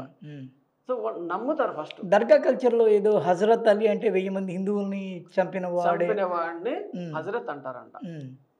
వాళ్ళకి ఒక ఏరియా ఇచ్చేస్తారు, వీడు ఇంతమందిని చంపాడు, ఇంతమంది కాఫీల్ని చంపాడు అని ఒక గౌరవమైనటువంటి స్థానం అది. కానీ మనం అక్కడికే వెళ్ళి మనం దండం పెట్టుకుంటున్నాం. ఓకే, అంతకన్నా నీచం లేదు. అంటే మనకి ఇంతమంది దేవుళ్ళు ఉండగా మనం అక్కడికి వెళ్ళి దండం పెట్టుకోవాలా? ఒక క్వశ్చన్. అంటే ఎక్కడికన్నా వెళ్ళి చేసుకోవచ్చు, కానీ అటువైపు నుంచి నీకు ఉందా? మీరు దర్గాకి వెళ్తున్నారు, అంతమంది ముస్లిమ్స్ మీ గుడికి వస్తున్నారా? రావట్లేదు. అంటే ఇక్కడ మీకు ఇంకొక గ్రెడేషన్ ఒకటి ఉంది. ఊరులో ఉన్న ముస్లిం వేరు, హైదరాబాద్లో ముస్లిం వేరు, పాకిస్తాన్ ముస్లిం వేరు, దుబాయ్ ముస్లిం వేరు, ఒక గ్రెడేషన్ ఉంది. ఓకే, ఊర్లో ఉన్న ముస్లిము తన ఏదైనా బండి కొన్నాడు అనుకోండి, తీసుకుపోయి శివాలయం ఆంజనేయ స్వామి గుడికో తీసుకుపోయి అక్కడ పూజ చేస్తాడు పూజారి చేత. ఓకే, అది ఉంది, నేను కళ్ళారా చూశాను. ఓకే, హైదరాబాద్లో వాడు అసలు మీరు తెలంగాణలో కూడా అచ్చమైన తెలుగు తెలంగాణ ఊర్లలో ఉన్న ముస్లిం మాట్లాడతాడు, ఇక్కడున్న హైదరాబాద్లో ఉన్న ముస్లిం మాట్లాడు. హైదరాబాద్ ముస్లిం వచ్చిన మాట్లాడు. హైదరాబాద్ ముస్లిము పాకిస్తాన్ పోతే పాకిస్తాన్లో ఏం పెద్ద గౌరవించరు. పాకిస్తాన్ ముస్లిం తీసుకుపోయి దుబాయ్లో వాడు పోయి పనిచేయడానికి పోయాడు అనుకోండి, వాడిని ఒక సీక్రెట్గానే చూస్తారు కానీ ఒరిజినల్గా ఏం చూడరు. అంటే ఆ గ్రెడేషన్లో భాగంగా సౌదీ అరేబియా అయితే మీకు వాళ్ళు శిక్షలు ఎక్కువ విధించేది పాకిస్తాన్ వాళ్ళకి. అంటే వాళ్ళకి దొరికేది వీళ్ళే దొంగ బుద్ధులు. ఓకేనా? అవన్నీ ఇండియాలో నడిస్తే కానీ అక్కడ నడవు. ఓకేనండి, టాపిక్ పక్క వెళ్ళిపోతుంది. నేను చెప్దాం అనుకున్నాను మీకు. ఇప్పుడు ఇస్లాం ఇంత పవిత్రం అనుకున్నప్పుడు మీరు అమ్మాయిల్ని ఎక్స్పోర్ట్ చేస్తారు, అమ్మాయిలు పంపిస్తారు, అది తప్పు. ఆయుధాలు సరఫరా చేస్తారు దొంగతనంగా, ఎక్కడో బోర్డర్ నుంచి తీసుకొస్తారు, అది తప్పు. దొంగ నోట్లు, అది తప్పు. మరి ఇన్ని తప్పులు ఎలా చేస్తున్నారు? అది తప్పు కాదా? అంటే వాళ్ళకి అది తప్పు అనిపించదండి. మనకి ఏదైతే తప్పు అనిపిస్తుందో, అంటే మానవతా దృక్పథంతో చూస్తే ఏదైతే మీకు తప్పు అనిపిస్తుందో అది వాళ్ళకి తప్పు కాదు. ఇది ఒక అంటే జీర్ణించుకోలేనటువంటి ఒక యథార్థం, వాస్తవం. అర్థమైందండి? ఇప్పుడు క్రిస్టియన్లు ఉంటారు, ఇప్పుడు వాళ్ళ ఇంటికి వెళ్ళాం అనుకోండి మనం, వాళ్ళ మాటల్లో వాళ్ళ చేతల్లో ఏంటంటే నువ్వు ఒక రాయిని పూజ చేస్తున్నావు తప్పితే అందులో ఏముంది అన్నట్టుగానే మాట్లాడతారు. ఓకేనండి? ఇప్పుడు చర్చిలో నూనె ఇస్తారండి, తెలుసా మీకు? నూనె, అవును, కొబ్బరి నూనె ఇస్తారు. వాడు మంత్రించిన నూనె అది. బట్టతల పోయిన వాళ్ళకి కూడా తిరిగి వస్తుంది దీన్ని పూసుకుంటే అని ఏదో చిన్న కామెడీ వీడియో ఒకటి. అయితే నేను అడుగుతున్నానండి, ఇప్పుడు ఒకవేళ ఆ నూనెకి అంత మహిమ ఉంటే ఆ నూనె తీసుకుని మీరు డైరెక్ట్గా గవర్నమెంట్ హాస్పిటల్కి వెళ్ళొచ్చు కదండి. అక్కడ పాపం చాలా మంది బాధపడుతుంటారు రోగాలతో కదా. అక్కడికి హాస్పిటల్కి ఒక్కడ కూడా వెళ్ళండి. ఎందుకు వెళ్ళరంటే అక్కడ నిజమైన రోగులు ఉంటారు. వీళ్ళు ఏర్పాటు చేసుకున్న సభకు వచ్చే వాళ్ళందరూ కూడా వాళ్ళ బెస్ట్ యాక్టర్స్, వాళ్ళకి నిజంగా ఆస్కార్ ఇవ్వాలి. వాళ్ళు ఏంటంటే మేము ఇలా చేసాం, మాకు అదే అయింది ఇదే అయిందని చెప్తుంటారు. సో అవ్వచ్చు, నమ్మకం ఒక 1%, 2%, 5%, 10% అవ్వచ్చు, నేను కాదంటలేదు. నేను ఇంకోటి కూడా మీకు చెప్తున్నానండి. నేను మా క్రిస్టియన్ ఫ్రెండ్ ఒక ఆయన ఉన్నాడు, ఆయన ఏం చెప్పాడంటే, ఒక ఆయనకి ఇంకా హీనావస్థలో డాక్టర్లు అందరూ తెగేసి చెప్పేశారు, నువ్వు చచ్చిపోతావురా, ఇంకా నువ్వు బతకవు అని ఆ మెడికల్ రిపోర్ట్స్ చూసి చెప్పేశారు. చెప్తే అతను చర్చికి వెళ్ళాడంట. చర్చికి వెళ్ళి ఇంకా అక్కడ సేవ చేయడం మొదలుపెట్టాడు. అంటే అక్కడ చర్చిని శుభ్రం చేయడము, అక్కడ నీళ్లు పట్టడము, సంథింగ్ అలాగా ఆ చర్చిలోనే సేవ చేస్తూ ఉండిపోయాడు కొన్నాళ్ళ వరకు. రోజు వస్తున్నాడు, సేవ చేస్తున్నాడు. తర్వాత అతని ఆరోగ్యం మెరుగుపడడం మొదలుపెట్టింది. ఎందుకో మరి అతను వెళ్ళి చూసుకుంటే మెడికల్ రిపోర్ట్లు అంతకుముందు ఉన్నాయి, ఇప్పుడు మెరుగుపడ్డాయి. ఇది ఒక క్రిస్టియన్ ఫ్రెండ్ అతను నిజంగా చెప్పిన ఇది. సో ఈ ఫ్రెండ్ కూడా అతను ఒక హిందూ మతాన్ని కించపరచాలని ఇంకోటి చెప్పడు. ఆయన కూడా ఆయన చెప్తాడు. ఎక్కడ చేశాడు పని? ఆయన ఇక్కడ హైదరాబాద్లోనే పని చేస్తాడు. ఓకే. ఆయన కూడా ఏం చెప్తాడంటే, ఏమండి చర్చికి వెళ్తాను, పాస్టర్లు డబ్బుల కోసం కొట్టుకుంటూ ఉంటారని నాకు చాలా అసహ్యం అనిపిస్తుంటుంది వాళ్ళని చూస్తే అని. ఈ పాస్టర్లు ఏవైతే వికృతి చేష్టలు చేస్తుంటారో అవన్నీ ఆయన వ్యతిరేకిస్తుంటాడు. నిజమైన దేవుడు ఉన్నాడండి, ఒక నమ్మకం ఉంటుంది. అది మీరు నమ్ముకోండి, పర్వాలేదు. కానీ అది నమ్మని వాడిని నువ్వు చూడటం వేరు. ఎందుకంటే వాడు అదే చూస్తాడు, కాకపోతే వేరే కోణం నుంచి చూస్తుంటాడు. నువ్వు ఏదైతే దైవం అనుకుని నువ్వు నమ్ముతున్నావో అదే దైవం, నమ్మకాన్ని క్యాష్ చేసుకుందామని చూస్తాడు అని చెప్పట్లేదు. ఇప్పుడు నా దేవుడే దేవుడు అని చెప్తున్నారు వాళ్ళు. ఇప్పుడు మనకి కూడా కొంతమంది ఆల్రెడీ భగవంతుని చూసిన ఇవి ఉన్నాయి, మనం నమ్ముతున్నాం కూడా. రామదాస్ కావచ్చు, త్యాగయ్య కావచ్చు, మీరాబాయి కావచ్చు, ఇంకా చాలామంది ఉన్నారు మనకి. వీళ్ళందరూ కూడా వాళ్ళు ఆ భగవంతుడి దాన్ని వాళ్ళు అనుభవించిన వాళ్ళే. అలాగే ప్రతి మతంలో కూడా ఉంటారు. అంటే ఈ ప్రపంచాన్ని నడిపించే శక్తి ఒకటి ఉంది. ఆ శక్తిని ఎవరైనా నమ్మాల్సిందే. ఆ శక్తికి నువ్వు ఒక పేరు పెట్టుకున్నావు, నేను ఒక పేరు పెట్టుకున్నాను. నేను ఎప్పుడైతే నేను గుడికి వెళ్ళి సర్వే జనా సుఖినో భవంతు అనుకుంటున్నానంటే ఆ సర్వే జనంలో నువ్వు కూడా ఉన్నావురా, నువ్వు కూడా బాగుండాలని నేను కోరుకుంటున్నాను. అప్పుడు నాకు తప్పేలాగవుతుంది. నేను దేన్ని పూజ చేస్తాను నీకు అనవసరం. నేను రాయికి పూజ చేస్తానా, చెట్టుకు పూజ చేస్తానా, పాముకు పూజ చేస్తానా, దేనికి పూజ చేస్తాను నీకు అనవసరం. కానీ నా పూజ అంతా అయిపోయిన తర్వాత లోకా సమస్త సుఖినో భవంతు, ఓం శాంతి ఓం శాంతి శాంతి శాంతి అంటే ప్రతి ఆత్మకి కూడా శాంతి కలగాలి. ప్రతి ఆత్మలో కూడా ఏవైతే వైపరీత్యాలు ఉన్నాయో అవి విశ్వజనీనమైన ఒక ఆకాంక్ష, అంటే ఎదుటివాడు బాగుండాలి అనే ఆకాంక్ష. అలాగే ఎవరైనా వస్తే కూడా వీళ్ళు సేవ చేస్తారు. ఇప్పుడు హిందువుల డబ్బు ఇప్పుడు ఎక్కడ సేవ చేసినా సరే హిందువుల డబ్బు చాలా ఉందండి బయట. ఇది చాలా మందికి ఉపయోగపడుతుంటుంది. మీరు అన్నట్టుగా ఊళ్ళో ఏ ముస్లిం కూడా మనకి ఎదురుపడడు, మనకి అంటే మనల్ని ఎదిరించడు. వాడు ఇదిలో వాళ్ళు వెళ్తారు. నేను కొన్ని చోట్ల చూశానండి, వాళ్ళు శ్రీరామనవమి వస్తే ప్రతి గోడ మీద జై శ్రీరామ్ అని కొడతారండి. ఒక ఊళ్ళో మసీద్ గోడ మీద కూడా జై శ్రీరామ్ కొట్టారు. వినాయక చవితి వస్తే ఈ మసీదు తరపు నుంచి కూడా వీళ్ళకి చందాలు వస్తుంటాయి. ఓకే, అర్థమైందండి. సామరస్యం. కానీ ఈ సామరస్యం నేను క్రిస్టియన్లో చూడలా. ఒక చర్చి నుంచి వీళ్ళకి డబ్బులు వచ్చినాయి అని నేను చూడలా. అంటే ఈ లెక్కన కొద్దిగా ముస్లింలే కొద్దిగా కొంచెం సామరస్యం ఉంది, కొంత బెటర్. ఓకే, ఎక్కడెక్కడో కడప జిల్లాలో మీకు వెంకటేశ్వర గుడిలోకి అధిపతిగా ముస్లింలు వస్తారు. తిరుపతి కూడా ముస్లింలు వస్తారు. నాకు తెలిసిన ముస్లిం ఒక ఆయన ఉన్నాడండి. ఆయన పొద్దున్న లేస్తే ఈ లక్ష్మీ స్తోత్రం వింటాడండి. 4:30-5 గంటలకి లక్ష్మీ స్తోత్రం వింటాడు. ఆయన నాకు ఫోన్ చేసి ఏం చెప్తాడంటే, ఏమండి నేను మా ఊళ్ళో గుడికి వెళ్ళి నేను ఏదన్నా అభిషేకం చేయించుకుంటే మా ఊళ్ళో అందరూ నన్ను వ్యతిరేకిస్తారు, దయచేసి నా పేరు మీద ఎక్కడన్నా సరే మీరు చేయించండి సార్ అంటాడు. నేను ఆయన పేరు మీద గుళ్ళో అభిషేకాలు కూడా చేయించానండి. సో నాకు కూడా ఫ్రెండ్స్ ఉన్నారు. అంతే మీకు మొన్న మధ్య ఒక వార్త వచ్చింది, తెనాల్లో హనుమాన్ చాలీసా ఒక పెద్ద యజ్ఞంలాగా చేసి ఆ భజన చేసి మరీ చెప్పే ఒక ముస్లిం మహిళ ఉంది. ఓకే, అంటే గుంటూరు జిల్లాలో నాజరన్ ఆయన ఎన్నో కథలు చెప్పాడు, బుర్రకథ పితామహుడు కదా ఆయన. అంటే నేను కాదనట్లేదండి. అంటే ఎవరైతే ఈ హిందుత్వాన్ని అర్థం చేసుకొని ఇక హిందూ ధర్మాన్ని, ఇది యాక్చువల్గా మనం మతం అన్నాం కానీ మతం కాదు, ఇది ధర్మం అండి. ఈ ధర్మాన్ని ఎవరైతే అనుభవించారో, ఎవరైతే చూశారో వీళ్ళలో ఇంత మానవత్వం ఉంది, అసలు వీళ్ళు మన జోలికి రారు, వీడు ఒకరికి హాని చేయడు అని నమ్ముతారో వాళ్ళు నిజంగా వాళ్ళు దే కమ్ క్లోజ్. కానీ కొంతమంది ఉంటారు, వాళ్ళు మనం ఏమి అనలేమండి. వాళ్ళు ఏంటంటే ఎన్ని చేసినా సరే మాదే గొప్ప.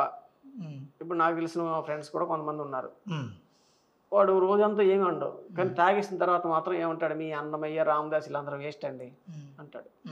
వాడికి ఏం చెప్తాం? సరే వేస్ట్ అయితే నువ్వు నీ దగ్గర పెట్టుకో, నువ్వెందుకు అంటున్నావు? నేను ఏ రోజైనా సరే ఖురాను వేస్ట్ అని నేను అన్నానా? అనలేదుగా. మనం అనం. ఎందుకంటే కొన్ని వందల మంది, కొన్ని లక్షల మంది నమ్మే ఒక గ్రంథాన్ని మనం అనలేం. అది బైబిల్ కావచ్చు, ఖురాన్ కావచ్చు, ఏదన్నా కావచ్చు. కాకపోతే అందులో కాఫీర్ని చంపేయమని ఉంది కాబట్టి దాని గురించి మనం ప్రస్తావన తీసుకొస్తున్నాం. లేకపోతే అది కూడా ఉండదు. అలాగే ఏ హిందూ కూడా పట్టించుకోడు. ఫస్ట్ ఆఫ్ ఆల్ అసలు వీడి పూజ వీడే చేసుకోడు అంటే పక్కన ఏం పట్టించుకుంటాడు సార్ వీడు? ఓకేనా? ఎంతసేపు ఇప్పుడు కొద్దిగా మార్పు వచ్చినట్టు, కొద్దిగా అలర్ట్ అయ్యాడు, కొద్దిగా హనుమాన్ జయంతులు చేస్తున్నాడు, వినాయక చవితులు చేస్తున్నాడు, రామనవమి చేస్తున్నాడు, కొద్దిగా పికప్ అయ్యారు. సో ఈ మార్పు కొంచెం అంటే ఆహ్వానించదగిందే, హర్షించదగిందే. ఎందుకంటే ఎవరైతే దీనిలో ఉంటారో అని నేను అంటే మీకు ఒక విషయం చెప్పాలండి. నేను చిన్నప్పుడు అంటే ఇంటర్మీడియట్ చదివేటప్పుడు ఒక ఆవిడ దగ్గర ట్యూషన్కి వెళ్ళాను. ఒక మేడం గారు, ఆవిడ ఎంఎస్సి మ్యాథ్స్. అయితే ఆ మేడం గారి దగ్గరికి వెళ్ళినప్పుడు ఆ మేడం గారి ఇంటికి ఒక ఆవిడ వచ్చారండి. వస్తే ఏదో వాయనాలు సంథింగ్ ఏదో ఉంటుంది. ఆవిడొచ్చి ఈవిడ కాళ్ళకి పసుపు రాశారండి. ఎవరి కాళ్ళకి? మా మేడం గారి కాళ్ళకి పసుపు రాసింది ఆవిడ. ఆమె ఏంది మతస్థురాలు? ఆవిడ ఆవిడ వాళ్ళు హిందువులే, ఏదో పూజ మనకు తెలియదు. వచ్చి ఈ కాళ్ళకి పసుపు రాసింది ఆవిడ. రాసిన తర్వాత సంథింగ్ ఏదో ప్రసాదం లాగా ఏదో ఇచ్చారు, వాయనాలు ఇస్తే నాతో పాటు ఒక ఆయన ఉన్నాడు. ఆయన ఏంటంటే ఇప్పుడు మా మేడం గారి హస్బెండ్ దగ్గర పనిచేసే ఒక మనిషి, ఒక స్టాఫ్ సిబ్బంది. ఆయన ఏమన్నాడంటే అతను దేవుళ్ళని నమ్మడు, నాస్తికుడు. అయితే మేడం గారు ఇదంతా ఏంటండి అంటే ఆవిడ ఏమన్నారంటే ప్రతి దాంట్లో కూడా ఒక అర్థం పరమార్థం ఉంటుందండి, సైన్స్ కూడా ఉంటుంది అన్నాడు. అంటే కాళ్ళకి పసుపు రాయడం ఇదా అన్నాడు. కాళ్ళకి పసుపు రాయడం సైన్సా అన్నాడు. ఆవిడ ఏమన్నారంటే కాళ్ళకి పసుపు రాయడం సైన్సే, ఎందుకంటే పసుపు మంచిది కాబట్టి ఒకటి. రెండోది ఇందులో సోషల్ కూడా ఉంది అనేసరికి సోషల్ ఏంటండి అన్నాడు. అంటే ఇంతకుముందు ఎప్పుడైనా సరే ఆవిడకి నాకు మధ్యలో ఏదన్నా ఒక అభిప్రాయ భేదాలు ఉంటే ఆవిడ స్వయంగా వచ్చి నా కాళ్ళు పట్టుకోగానే నాకు ఇవన్నీ పటాపంచలు అయిపోతాయి ఒక్కసారిగా. ఈవిడ నా కాళ్ళు పట్టుకుంది, ఇంకా నేనేం అనకూడదు అనే ఒక భావన ఉంటుందండి. ఈ భావన ఎప్పుడైతే వస్తుందో మనిషి చాలా బాగుపడతాడు. ఇప్పుడు అయ్యప్ప స్వాములు కూడా మాల వేసుకుంటే అందరూ వచ్చి కాళ్ళకి దండం పెడతారు. అంటే ఒక చిన్న పిల్లవాడు, 8 సంవత్సరాల పిల్లవాడు, 6 సంవత్సరాల పిల్లవాడు వేసుకున్నా సరే ఒక 60 సంవత్సరాల ముసలివాళ్ళు వచ్చి ఆ కాళ్ళకి దండం పెడతారు. పెట్టినప్పుడు అతను ఏమనుకుంటాడంటే ఈ మాల ఇంత గొప్పదా, నేను మామూలుగా ఉన్నప్పుడు నన్ను తిడతారు కొడతారు, నేను మాల వేసుకుంటే మాత్రం నా కాళ్ళకి దండం పెడతాను, అంటే ఈ మాల గొప్పతనం ఇది కాబట్టి ఇందులో ఎంతో గొప్పతనం ఉంది, నేను ఇలాగే ఉండాలనుకుంటాడు. కొన్నాళ్ళ తర్వాత ప్రతి సంవత్సరం మాల వేసుకుని ఆ మానసిక పరిస్థితి ఏమవుతుందంటే నేను ఎవరిని ఏమీ అనకూడదు, అందరూ నన్ను గౌరవిస్తున్నారు అనే భావనకు వస్తాడు. సో ఇది వేరే దాంట్లో లేదు అని నేను చెప్తున్నాను. ఓకే, ఈ సహనము లేకపోతే ఈ ధర్మము ఇప్పుడు ఇందాక మీరు చెప్పిన పాయింట్కి నేను వస్తున్నాను. ఇప్పుడు మీ ఊళ్ళో ఎవరో ముస్లిమ్స్ ఉన్నారు, వాళ్ళు గుడికి వెళ్ళి పూజ చేస్తున్నారు అన్నారు కదా. నేను క్వశ్చన్ వేస్తాను మిమ్మల్ని. 1000 మంది ముస్లిమ్స్ ఉన్న చోట, 1000 మంది హిందువులు ఉన్న చోట ఒక ముస్లిం ఉండగలడు. అది ఆల్రెడీ జరుగుతుంది, భారతదేశంలో జరుగుతుంది. 1000 మంది ముస్లిమ్స్ ఉన్న చోట ఒక హిందూ ఉండగలడా? 1000 మంది క్రిస్టియన్లు ఉన్న చోట ఒక హిందూ ఉండగలడా? మీరు చెప్పండి నాకు. ఉంటే నాకు చూపించండి. మార్చేస్తారు, చూపించండి నాకు ఉంటే. మరి ఇప్పుడు ఎవరు చెడ్డవాళ్ళు అండి? ఎందుకంత ఇప్పుడు ఎవరు మత ఛాందసవాదులు? ఎవరు మత ఛాందసవాదులు అండి? జై శ్రీరామ్ అంటే నేను మత ఛాందసవాదినా? తప్పు కదా. నువ్వు ఎలాగైతే నీ దేవుడిని నువ్వు పూజ చేస్తున్నావు, నా దేవుడిని నేను అలా పూజ చేస్తున్నాను. నా ధర్మం నా మనుషుల్ని మీరు చంపేస్తున్నారు, నా మనుషులు అన్యాయం అయిపోతున్నారు, నా ధర్మం అన్యాయం అయిపోతుంది, నా దేశం అన్యాయం అయిపోతుంది. దాన్ని నేను ఎదుర్కొంటే నేను మతతత్వవాదినా? ఎంత తప్పండి. మరి నువ్వు కుదురుగా ఉండు, నువ్వు అటువంటి పనులు చేయకు, నీ జోలికి ఎవరు రారు. నువ్వు ఇన్ని సంవత్సరాలు హిందూ దేశంలో నువ్వు ఉండగలిగావు, మనగలిగావు అంటే అది హిందూ ధర్మంలో ఉన్నటువంటి ఆ దయ, అంటే ప్రతి మనిషిలో కూడా భగవంతుని చూసేటువంటి ఒక దృక్పథం ఏదైతే ఉందో అది ఎదుటి వాళ్ళకి శ్రీరామ్ రక్ష. ఓకే, మనం ఎదుటి మనిషిని తొందరగా అనమండి.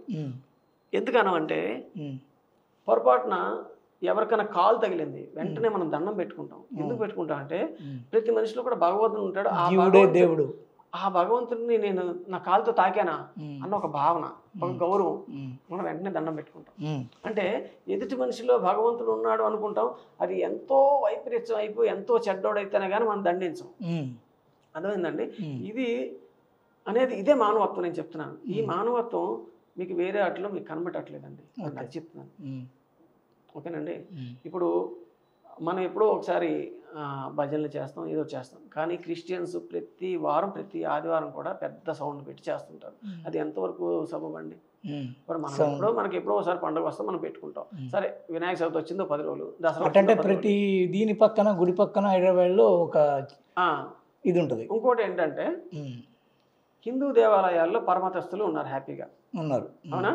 ఒక చర్చి దగ్గర వ్యాపారం పెట్టుకున్నాడు కానీ ఒక ముస్లిం ఒక మసీద్ దగ్గర వ్యాపారం పెట్టుకున్న హిందువుని మీరు చూపించగలరా? వాడు బతికి బట్ట కట్టాడని, దాని ద్వారా వాడు డబ్బు కొంత లబ్ధి పొంది వాడి కుటుంబం బాగుపడ్డారు అని మీరు చెప్పగలరా? నాకు ఆధారం లేదు, ఉంచరు అక్కడ. నేను ఒక మసీదు పక్కన నేను సెంట్ అమ్ముతానండి అంటే అత్తర్లు అమ్ముతాను, నేను నన్ను అమ్మనిస్తారా?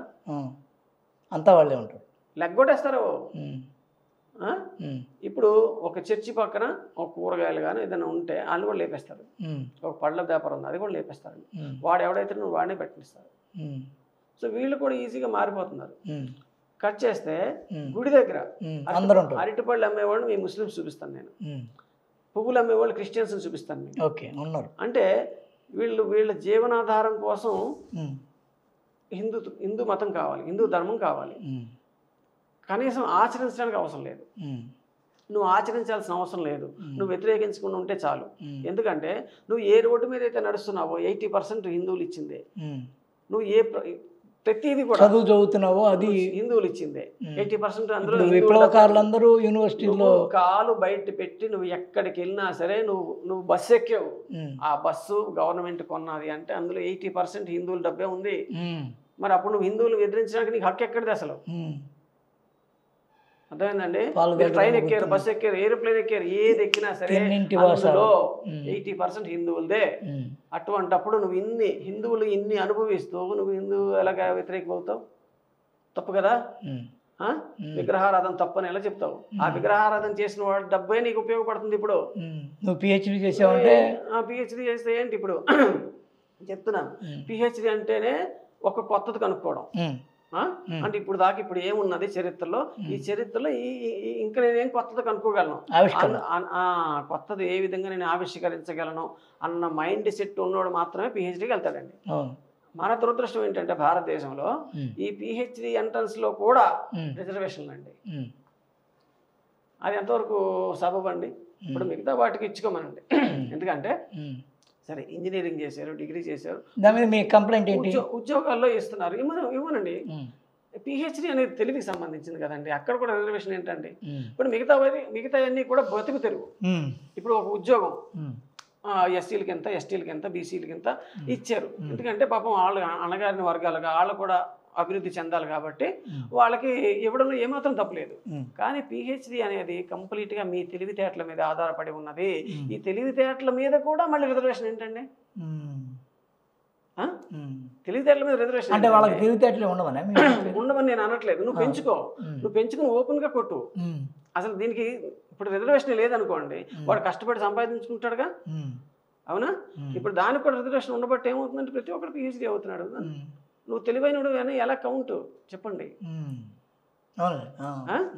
ఇప్పుడు నేను చెప్పేది అదండి. ఇప్పుడు మీ కాలేజీలో సీట్ ఇస్తున్నారు, ఎందుకంటే నువ్వు చదువుకోవాలి కాబట్టి. ఓకే, నీ చదువు నీ జీవనోపాధికి ఉపయోగపడాలి, నువ్వు కూడా మిగతా వాళ్ళలాగా గౌరవంగా ఉండాలి, సమాన గౌరవంతో నువ్వు బతకాలి. సో దీనికి గవర్నమెంట్ నీకు ఎక్కడెక్కడ కావాలో అక్కడక్కడ నీకు సాయం చేస్తుంది. ఓకేనా? ఎక్కడెక్కడ కావాలో అక్కడక్కడ సాయం చేస్తుంది. ఇంకోటి ఏంటంటే గవర్నమెంట్ ఇచ్చే లోన్స్ ఏవైనా ఉన్నా, ఈ ముద్రా లోన్స్ కానీ ఇంకోటి ఉన్నా సరే వీళ్ళకి సబ్సిడీ ఉంటుంది, ఓసీ వాడికి సబ్సిడీ ఉండదు. అర్థమైందండి? వాళ్ళు ఇంత కట్టి వదిలేచ్చు, మిగతా మాఫీ, వీడి మొత్తం కట్టాలి. మళ్ళీ డబ్బు అంతా వీడిది. ఓకేనా? మాఫీ డబ్బు కూడా వీడి కట్టింది దాదాపు. అవును. నేనేమంటున్నాను అంటే నేను ఈ రిజర్వేషన్ ఉన్న వాళ్ళు నేనేమీ క్వశ్చన్ చేయట్లేదండి. నేను గవర్నమెంట్ని క్వశ్చన్ చేస్తున్నాను. ఏంటంటే పిహెచ్డి అనేది కంప్లీట్గా తెలివితేటలకు సంబంధించిందే. ఈ తెలివితేటలు చూపించడంలో కూడా రిజర్వేషన్ ఏంటి? తెలుగు ఉన్నోడు వస్తాడు, తెలుగులో ఉన్నోడు రాడు, అది తెలుగు పెంచుకుంటాడు. ఇప్పుడు ఈ సంవత్సరం రాలేదండి, నెక్స్ట్ ఇయర్ కొంచెం కష్టపడతాడు. ఇప్పుడు ఈ సంవత్సరమే వచ్చేసింది వాడికి. ఇప్పుడు 90 మార్క్స్ వచ్చిన వాడికి ఇచ్చారండి, నువ్వు 40 మార్కులు వచ్చినోడు కూడా ఇచ్చావు, వాడు 90 మార్కులు ఎప్పుడు కొట్టుకుంటాడు జీవితంలో? కొట్టుకోడు, ఇంకా అయిపోయింది, అక్కడ ఫుల్ స్టాప్ పడిపోతుంది కదా. వాడు తెలివైనడు ఎప్పుడు అవుతాడు? అంటే నువ్వు అడ్డం వేస్తున్నావు తెలుగుకి. నేను చెప్పేది అది. కానీ ఎక్కడెక్కడైతే జీవనోపాధి ఉందో అక్కడ ఉండాలి. సరే, ఎందుకంటే దాన్ని వర్గీకరించారు, దాని మీద చాలా జరిగి ఈ పాపం వీళ్ళ సమాజంలో వీళ్ళు కొంచెం వెనకబడి ఉన్నారు కాబట్టి వీళ్ళని కొంచెం మనం పైకి తీసుకురావాలి అన్న ఉద్దేశంతో రిజర్వేషన్లు పెట్టారు. చాలా మంచి పద్ధతి అది. వాళ్ళు పాపం ఎవరెవరైతే లేరో వాళ్ళందరూ పైకి వస్తున్నారు, చాలా సంతోషం. అది కూడా ఇందులో కూడా నేను చెప్పేది ఏంటంటే ఎస్సీ ఎస్టీలు ఉన్నారండి, సర్టిఫికెట్లో మాత్రం ఎస్సీ ఎస్టీ అని ఉంటుంది. వీడు హ్యాపీగా క్రిస్టియన్ అండి, క్రిస్టియన్ అయ్యి వీడు ఏ మతం మీద అయితే వీడు డబ్బు తీసుకుంటున్నాడు, ఏ మతం ద్వారా అయితే వీడికి ఉద్యోగం వస్తుందో అదే మతాన్ని వ్యతిరేకిస్తున్నాడు. ఇది ఎంతవరకు న్యాయం అండి? నీకు అంత ఉంటే ఈ ఎస్సీ సర్టిఫికెట్ నువ్వు క్యాన్సిల్ చేసుకో, నీ క్రిస్టియన్ ఓసీ అని రాసుకో. Whatever it may be. Christian Mala అంటే బీసీసీ. ఓకే. సో మరి బీసీసీలోకి వెళ్ళి నువ్వు అప్పుడు మీ మధ్య మొన్నే ఆంధ్రప్రదేశ్లో వాళ్ళందరూ అసెంబ్లీ తీర్మానం చేసింది వీళ్ళని కూడా ఎస్సీలోకి చేర్చాలి. ఏమోలేండి కానీ అంటే అలా అలా ఎలా చేరుస్తారు? తీర్మానం చేశారు. ఇప్పుడు కొన్ని చర్చిలు ఉన్నాయండి. మా ఊళ్ళో చర్చ్ ఉంది, అంటే మా ఊరికి దగ్గరలో పల్లెటూరు, అక్కడ చర్చ్ ఉంది. ఎవడైతే క్రిస్టియన్ ఉన్నాడో వాడు తప్పనిసరిగా ఆదివారం చర్చికి వెళ్ళాల్సిందే. వాడు వెళ్ళలేదంటే మరుసటి రోజు వాడికి ఊళ్ళో పని దొరకదు. నేను మీకు చూపిస్తాను మీరు వస్తే. ఓకే. ఆ లోపల ఆ ట్రైబల్స్ ఏవైతే ఉన్నాయో అక్కడ అక్కడే కాదు చాలా చోట్ల కూడా. ఇంకా నేను కొంతమంది దగ్గర విన్నది ఏంటంటే పాస్టర్ గారు ఇంటికి వస్తే, మీరు నమ్ముతారు నమ్మరు, నాకు ఒక క్రిస్టియనే చెప్పాడు, పాస్టర్ గారు ఇంటికి వస్తే ఆ నైట్ అక్కడ ఉండిపోతే వాళ్ళ ఇంట్లో ఉన్న అమ్మాయిని పడుకోబెడతారు. లైంగిక వేధింపులే కాకుండా గుంటూరు, ప్రకాశం జిల్లాల్లో జరుగుతుంటాయి. పాస్టర్ గారమ్మా అంటే ఏదో దైవానికి అర్పిస్తున్నట్టుగా. ఇప్పుడు మనం చాలాసార్లు పేపర్లో చూసామండి, నర్స్గా ఉన్న వాళ్ళు వీళ్ళందరూ అనుభవిస్తున్నారు, చాలా కేసులు బయటకు వచ్చేసినాయి. ఇప్పుడు దీని గురించి ఎందుకు గొప్పగా చెప్పుకుంటారు? ఏమన్నా అంటే మాత్రం మీ స్వామీజీల్లో లేరా అంటారు.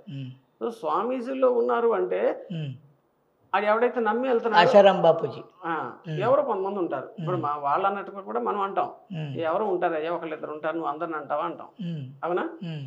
ఇప్పుడు చిన్నజీఆర్ స్వామిని కూడా అనేవాళ్ళు చాలా మంది ఉన్నారు, కానీ ఆయన లైంగికంగా ఎవరు ఏమనలేదు. లైంగికంగా అనలేదు, మిగతా చాలా వచ్చినాయి. ఆయనకి నిత్యానంద మీద ఉంది, ఆశారాం బాపూజీ మీద ఉంది, ఓకే అవి ఒప్పుకోవచ్చు. అయితే సరే, ఇప్పుడు చిన్న జీఆర్ స్వామిని కూడా వ్యతిరేకించేవాడు డేరా బాబా ఒకడు, డేరా బాబా ఉన్నాడులేండి. సో వీళ్ళందరూ వేరు వాళ్ళందరూ. అయితే ఇప్పుడు చిన్న జీఆర్ స్వామిని కూడా అనేవాళ్ళు చాలా మంది ఉన్నారు. అంటే ఎందుకంటారండి? ఇప్పుడు ఆయన సమాజానికి సేవ చేస్తున్నాడు, జిఆర్ ఎడ్యుకేషనల్ ట్రస్ట్ అని ఒకటి పెట్టారు, పెట్టి దాని ద్వారా ఆయన చదివిస్తున్నాడు, ఓకేనా? కొన్ని చోట్ల వాళ్ళ ఆశ్రమాల్లో ఈ వైద్య సదుపాయాలు అవి ఇవి చాలా ఉన్నాయి. So they are providing that, అంటే సమాజానికి కొంత సేవ చేస్తున్నారు వాళ్ళు. నువ్వు నీ చర్చి ద్వారా చేస్తావు కాదంటలేదు, కానీ నువ్వు గవర్నమెంట్కి ఏమైనా కడుతున్నావా? నీ చర్చి ఏమైనా గవర్నమెంట్కి డబ్బు కడుతుందా? నీ చర్చి గవర్నమెంట్కి డబ్బు కడితే అప్పుడు నువ్వు మాట్లాడు. నీ మసీదు గవర్నమెంట్కి డబ్బు కడితే అప్పుడు నువ్వు మాట్లాడు. మా దేవాలయాలు గవర్నమెంట్కి డబ్బు కడుతున్నాయి, ప్రతి సంవత్సరం ప్రతి నెల కూడా మా దేవాలయాల నుంచి వెళ్ళిన డబ్బులే ప్రజా సంక్షేమాల పథకాల్లో మీ దగ్గరికి వస్తున్నాయి, అవి మీరు వాడుకుంటున్నారు. కాబట్టి ఒక హిందువుని వ్యతిరేకించే హక్కు మీకు లేదు. హిందూ ధర్మంలో ఆ దేవుడు అలాంటోడు, ఈ దేవుడు అలాంటోడు అనడానికి మీరు సరిపోరు. ఎందుకంటే ఆ దేవుడు హుండీలో వేసిన డబ్బులే నీకు సంక్షేమ పథకంలో నీ ఇంటికి వస్తున్నాయి. ఓకే, కాబట్టి నువ్వు నిజంగా నీకు నిజాయితీ ఉంది, నీకు మనశ్శాంతి ఉంటే, మనస్సాక్షి ఉంటే ఎవరు కూడా హిందూ మతాన్ని ఒక మాట అనకూడదు, దయచేసి గౌరవించాలి. అదే చెప్పబోతున్నారు ఈ మొత్తం ప్రసంగం ద్వారా. అది ఎందుకంటే దయచేసి ఇప్పటికైనా తెలుసుకోండి, క్రిస్టియన్లు కానీ ముస్లింలు కానీ ఇప్పటికైనా తెలుసుకోండి. మీరు ఇంట్లోంచి బయటకు వచ్చి రోడ్డు ఎక్కారు అంటే ఆ రోడ్డు 80% రూపాయలు 80 పైసలు హిందువులు కట్టిందే. నీ ఇంటికి గవర్నమెంట్ లోన్ ఇచ్చిందంటే అందులో 80 పైసలు హిందువులు పన్నుల ద్వారా కట్టిందే. ఇంకోటి ఏంటంటే ఇప్పుడు ముస్లిమ్స్ చూస్తారా మీరు, వాళ్ళు ఏ పని చేస్తే గవర్నమెంట్కి ట్యాక్స్ కట్టాల్సిన అవసరం లేదు, ఆ పని చేస్తారు ఎక్కువ. అంటే ఎట్లా ఉంటాయి అవి? రోడ్డు మీద ఏమన్నా అమ్ముకోవడం కానీ, బండి పెట్టుకుని అమ్ముకోవడం కానీ, ఆ పక్కన మెకానిక్ షెడ్ పెట్టుకోవడం కానీ, ఇవేవి కూడా కట్టాల్సిన అవసరం. వాళ్ళు ఇల్లు తిరిగి ఏదైనా అమ్ముకోవడము, గ్యాస్ స్టవ్ రిపేర్ చేయడము, ఇవి చేస్తారు ఎక్కువ. వాటికి ఏవి అద్దెలు కానీ పనులు కానీ ఇంటి పనులు కానీ ఏముండవు వాళ్ళకి. వాడు ఉన్నా సరే కట్టడండి. మీరు ఓల్డ్ సిటీకి వెళ్ళి చూడండి, వాళ్ళ హౌస్ ట్యాక్స్ కూడా కట్టరండి. అదేమంటే వాళ్ళ ప్రాంతాన్ని వీళ్ళందరూ వచ్చి ఆక్రమించాలని అంటారు వాళ్ళు. ఎవరి ప్రాంతాన్ని? హైదరాబాద్ అంటే మాది. అంటే హైదరాబాద్ అనేది ఆ మహారాజులు నవాబులు ఉన్నప్పుడు వాళ్ళదండి. ఎప్పుడైతే గవర్నమెంట్ హ్యాండ్ ఓవర్ చేసేసుకుందో గవర్నమెంట్ది, అప్పుడు మీరు పోరాటం చేయండి. మేము ఈ గవర్నమెంట్ నమ్మము, మాకు సపరేట్గా మాకు ఇవి ఇవ్వండి అని చేయాలి. అఫ్ కోర్స్ అంటే ఇప్పుడు వాళ్ళ గొడవలు వచ్చినాయి అనుకోండి, వాళ్ళు కోర్టుకు రారు, వాళ్ళకి ఒక బోర్డు ఉంటుంది, ముస్లిం బోర్డు ఉంటుంది, అక్కడికి వెళ్తారు, అక్కడే మొత్తం అవుతాయి, పంచాయతీలు అవుతాయి. అంటిల్ అన్లెస్ ఇట్ ఇస్ షరియత్ లానా ఏదో అంటారు. అవును. అదే ఇప్పుడు అంటే అందరినీ ముస్లింలుగా మార్చేసి ఈ షరియత్ లానే ఇండియాలో పెడదామని వాళ్ళు చూస్తున్నారు. నేను చెప్తున్నానండి, వన్స్ మన ప్రైమ్ మినిస్టర్ కానీ ఒక ముస్లిం అయ్యాడు అంటే అవుట్ అండి, దేశం అయిపోయినట్టు లెక్క. ఏ రోజైతే భారతదేశానికి ఒక ముస్లిం ప్రధాని వస్తాడో ఈ టైంలో, ఇంతకుముందు ఎవరో వచ్చారు అది వేస్ట్ అని నేను చెప్పట్లా, రాజీవ్ గాంధీ వీళ్ళందరూ కూడా వచ్చారు అది చెప్పట్లేదు నేను. రాజీవ్ గాంధీ ముస్లిం అని? ముస్లిమే. మరి రాజీవ్ గాంధీ తండ్రి ఎవరండి? ఫిరోజ్ ఖాన్. మరి ఇంకే ఫిరోజ్ ఖాన్ ఒరిజినల్గా ముస్లిం కాదు అని ఒక ఎందుకు అది ఆయన తండ్రి పేరు ఏంటండి?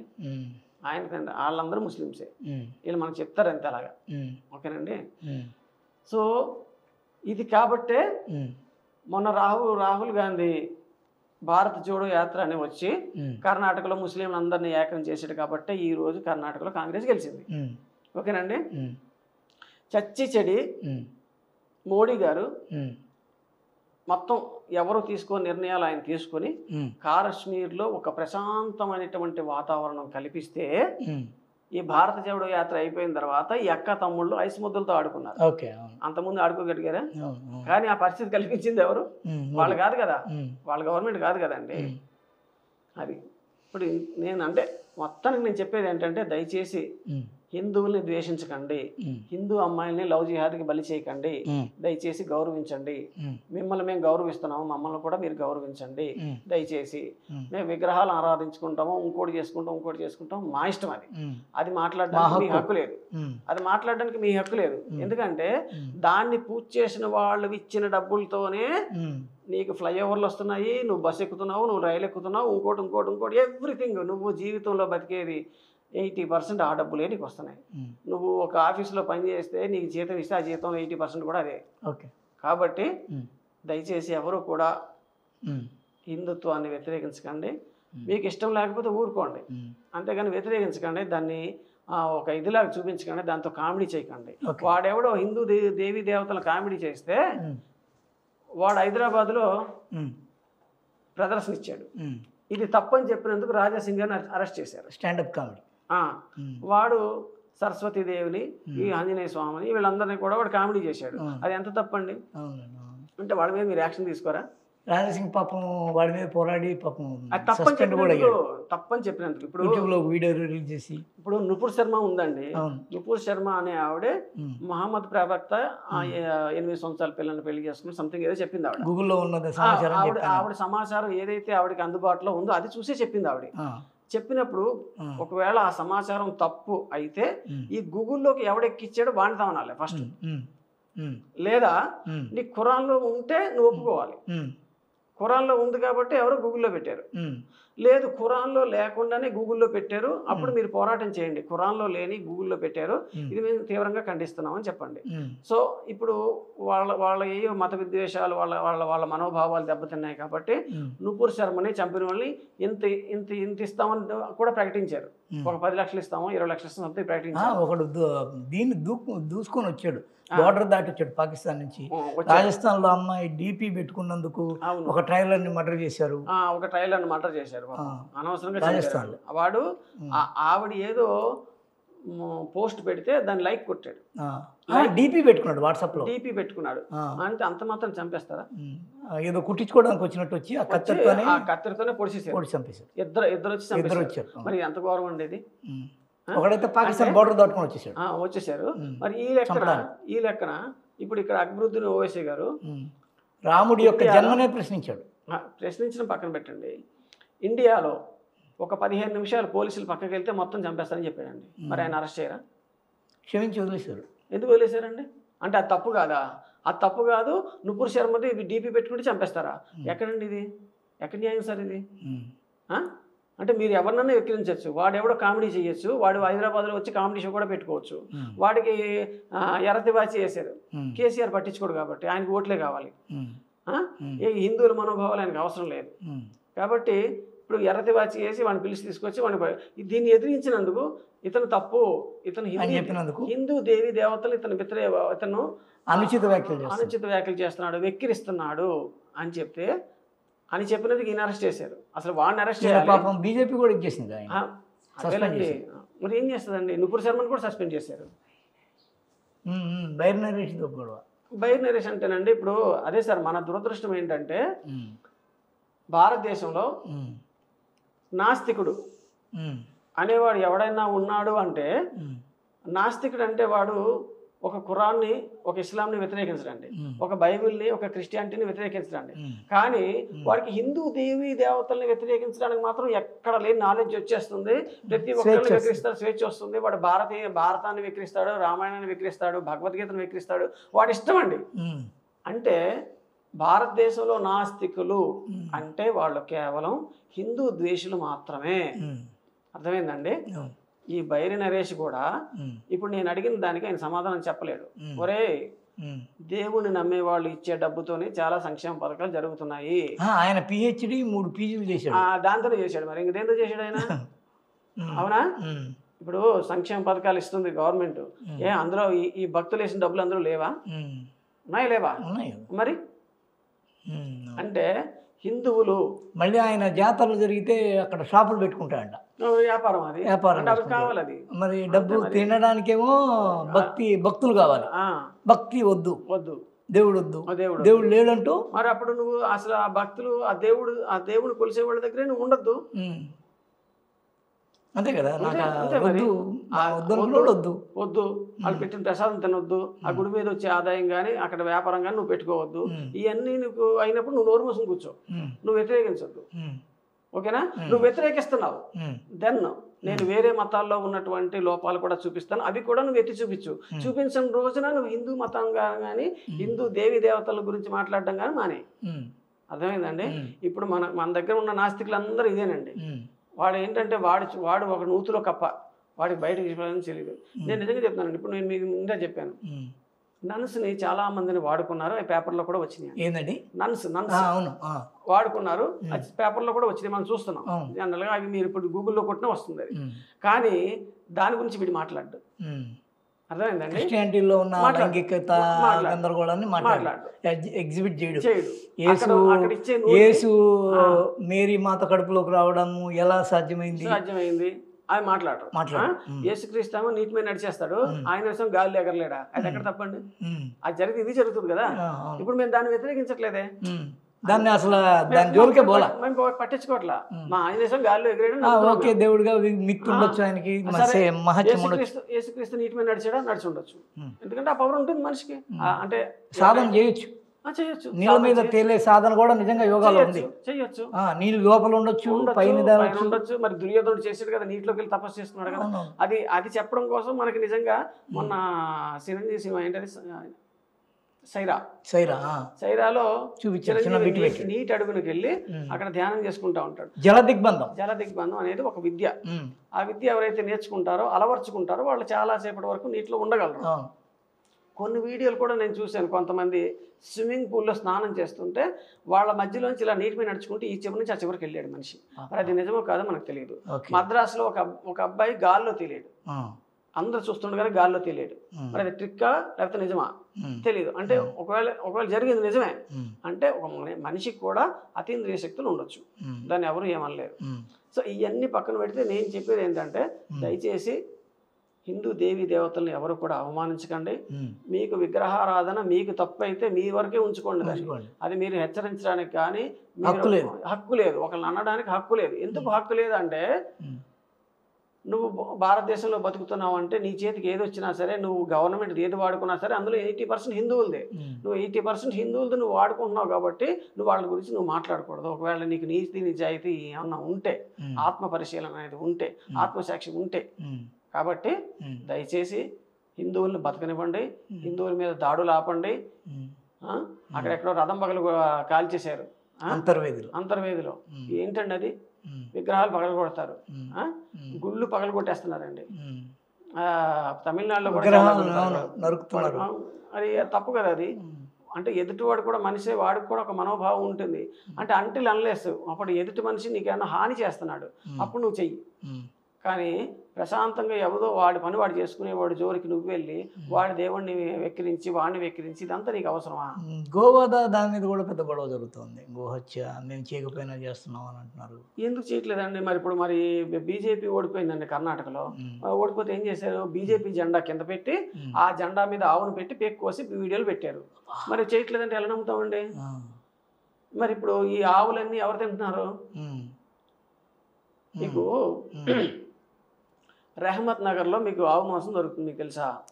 హైదరాబాద్లో దొరుకుతుంది. మా ఫ్రెండ్ రీసెంట్గా వెళ్ళి తినొచ్చాడు. అతను ముస్లిం.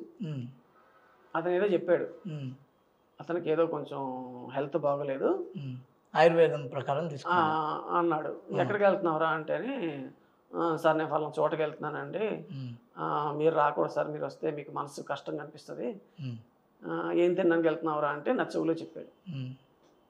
సరే రా మీ ఇష్టం అన్నాను.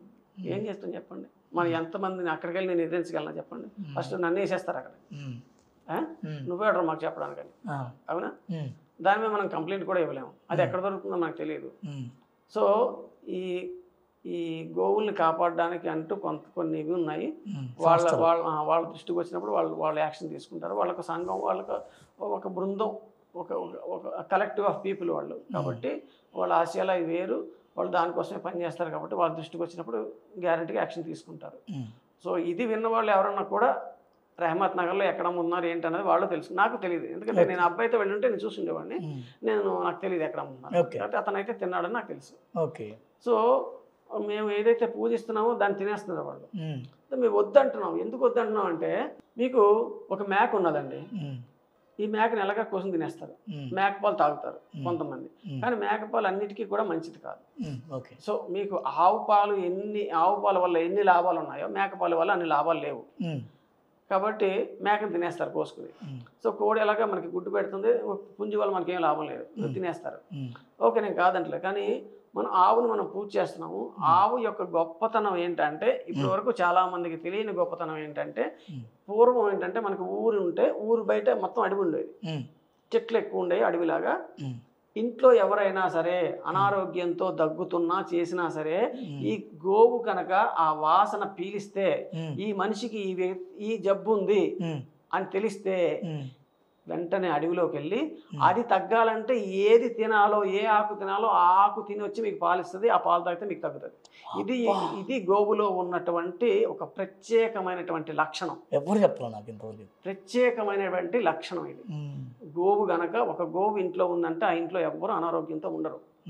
ముసలి వాళ్ళు ఉండొచ్చు, ఆ వయసు వచ్చే వాళ్ళు చనిపోవచ్చు, అంతేగాని అనారోగ్యంతో ఎవరు ఉండరు. అంటే సడన్ గా వచ్చిన వాళ్ళు వాళ్ళకి ఇది ఆయుర్వేద ఔషధం లాగా మారి వైద్యం చేస్తుంది, తెలుస్తుంది. దానికి ఆ ఆకు తినాలని తెలుస్తుందండి. అది తిని వచ్చి మీకు పాలిస్తుంది. అది పాలు తాగితే మీకు ఆ పర్టికులర్ జబ్బు ఏదైనా ఉంటే తగ్గుతుందండి. ఇది నేను ఎక్కడ చదివాను, అర్థమైందండి? చాలా పెద్ద విషయం. ఇలాంటివి చాలా ఉన్నాయండి. ఇప్పుడు చాలామంది అంటారు, నువ్వు అమావాస్య అంటావు, పౌర్ణమి అంటావు, అవంటావు ఇవంటావు అంటే, ఇప్పుడు మనం గ్రహణం వస్తుందండి, మనం ఫలానా టైంకి వస్తుందని మనం చెప్తాం గ్రహణం. ఇదే గ్రహణము ఏ టైంకి వస్తుందో కనుక్కోవడానికి అమెరికా వాడు కొన్ని లక్షల కోట్లు ఖర్చు పెట్టి నాసాతో పెట్టుకున్నాడు. ఓకేనా? వాళ్ళకున్న పరికరాలతో చూసి వాళ్ళు కొన్ని లెక్కలు కట్టి వాళ్ళ క్యాలిక్యులేషన్స్ ప్రకారం వాళ్ళు కూడా గ్రహణం ఎందుకు వస్తుంది, అసలు ఈ పరికరాన్ని ఏమంటారు, అక్కడ పనిచేసే వాడిని ఏమంటారు, ఇది అసలు ఎక్కడ ఉంది, ఇవన్నీ ఏమి తెలియని ఒక పంతులు గారు ఒక పూరి గుడిసెలో కూర్చుని, పంతులు గారు గ్రహణం ఎన్నింటికండి అంటేనే, ఇది ఇన్నింటికమ్మా, ఇది మనకు రాదమ్మా, ఉత్తర భారతదేశంలో ఉంటుంది, అసలు భారతదేశంలోనే కనబడదమ్మా, పాక్షికంగా ఎక్కడో ఉంటుంది, మనకైతే ఏ టెక్నాలజీ వాడలేదు, ఏ మిషన్ వాడలేదు, మిషనరీ వాడకుండా టూల్ వాడకుండా చెప్తాడు కదా. ఇప్పుడు నేను వేసే క్వశ్చన్ ఏంటంటే, ఈ జ్ఞానం ఆ పంతులు గారికి ఎక్కడి నుంచి వచ్చింది చెప్పండి, మీరు చెప్పండి. వాళ్ళ గురువు గారు చెప్పారు, వాళ్ళ గురుముఖంగా నేర్చుకున్నాడు, పుస్తకాలు చదివి నేర్చుకుని గురుముఖంగా పుస్తకాలు రాసేది కూడా గురువులే కాబట్టి ఆ పుస్తకం కూడా గురువే. ఓకే, సో ఆయన గురువు చెప్పాడు, ఆయన గురువు చెప్పాడు. మీరు ఇలా వెనక్కి వెళ్ళండి, కొన్ని వేల సంవత్సరాలు వెనక్కి వెళ్ళండి. వెళ్తే ఇప్పుడు ఎక్కడి నుంచి వచ్చిందండి ఆ జ్ఞానం? సనాతన ధర్మంలో కాదండి, భగవంతుడి నుంచి. ఓకే. భగవంతుడు అనేది వేదాలు ఇచ్చాడు. వేదాలు ఎవరో రాసినవి కాదండి, భగవంతుడు స్వయంగా ఇచ్చినటువంటివి. ఈ వేదాల్లోంచి వచ్చిన జ్ఞానమే ఇది. మీకు ఏ జ్ఞానం ఉన్నా సరే అది వేదంలో ఉంటుంది. మీకు వేదంలో వైద్యం ఉంటుంది, ఏమండి, సైన్స్కి సంబంధించిన అన్నీ ఉంటాయి, మీకు తర్కం ఉంటుంది, ఎవ్రీథింగ్ ఉంటుందండి జ్ఞానం. ఓకే. సో మీకు ఏది వచ్చినా సరే, జ్యోతిష్ శాస్త్రం కావచ్చు, హస్త సాముద్రికం కావచ్చు, ఎవ్రీథింగ్ ప్రతిదీ కూడా మీకు వేదాలు ఉంటుంది. సో ఒక గురువు నేర్పాడు అంటే అతను కొంత అనుభవం తీసుకుని నేర్పుతాడు. ఓకే. కొంచెం బండ లెక్కలు చెప్తారు. ఇప్పుడు ఒకప్పుడు ట్రిగ్నామెట్రీ నేర్చుకోవాలంటే డక్కా ముక్కలు తినేసేవాళ్ళం. ఇప్పుడు నేను ఫోన్లో చూస్తుంటే కొంతమంది టీచర్లు చాలా ఈజీగా చెప్తున్నారు, సింపుల్ మెథడ్స్. ఓరే sin 30 తెలుసుకోవాలంటే ఇదా, sin 45 తెలుసుకోవాలంటే ఇదా, ఎంత ఈజీగా చెప్పింది మేడం ఇవి అని మనం ఆశ్చర్యపోతున్నాం. అంటే ఏంటంటే వాళ్ళు దాని మీద కొంచెం డీప్గా ఆలోచించబట్టి వాళ్ళు అది కనుక్కున్నారు. ఇలాగే జ్యోతిష్ శాస్త్రంలో కూడా వాళ్ళ అనుభవాలు ప్లస్ వాళ్ళు అనుకున్నది వాళ్ళు ఏవైతే చూసారో దీని మీద ఒక అధ్యయనం చేసిన దాన్ని బట్టి ఇది ఇదిరా అబ్బాయి అని శిష్యులకు చెప్తారు. ఆ చెప్పింది అలా వచ్చింది, మనం ఇప్పుడు వింటున్నాం. నిజంగా ఇప్పుడు వేణుస్వామి ఉన్నాడండి. వేణుస్వామి అనే ఆయన జాతకాలు చెప్తాడు, తెలుసు కదా, సెలబ్రిటీల మీద ఎక్కువ చెప్తాడు. సమంత నాగ చైతన్య విడిపోతాడని ముందే చెప్పాడు ఆయన. అవును, నిజం. తారక రత్న చనిపోతాడని ముందే చెప్పాడు. అంటే పేరు చెప్పలేదు, ఫలానా ఆయన చనిపోతాడు, విడాకులు వాటి వ్యవహారాలు కూడా చెప్పాడు ఆయన. ఇప్పుడు దీన్ని ఏమంటామండి మనం, చెప్పండి, ఇది నమ్మకూడదా? ఈ రోజుల్లో క్రిస్టియన్లు ముస్లింలు కూడా ఇల్లు కట్టుకోవాలంటే వాస్తుని నమ్ముతున్నారు, ముహూర్తాలు పెట్టుకుంటున్నారు. అర్థమైందండి. నేను ఊళ్ళో చూశాను, దాన్ని అడిగిన వాళ్ళు కూడా ఉన్నారు.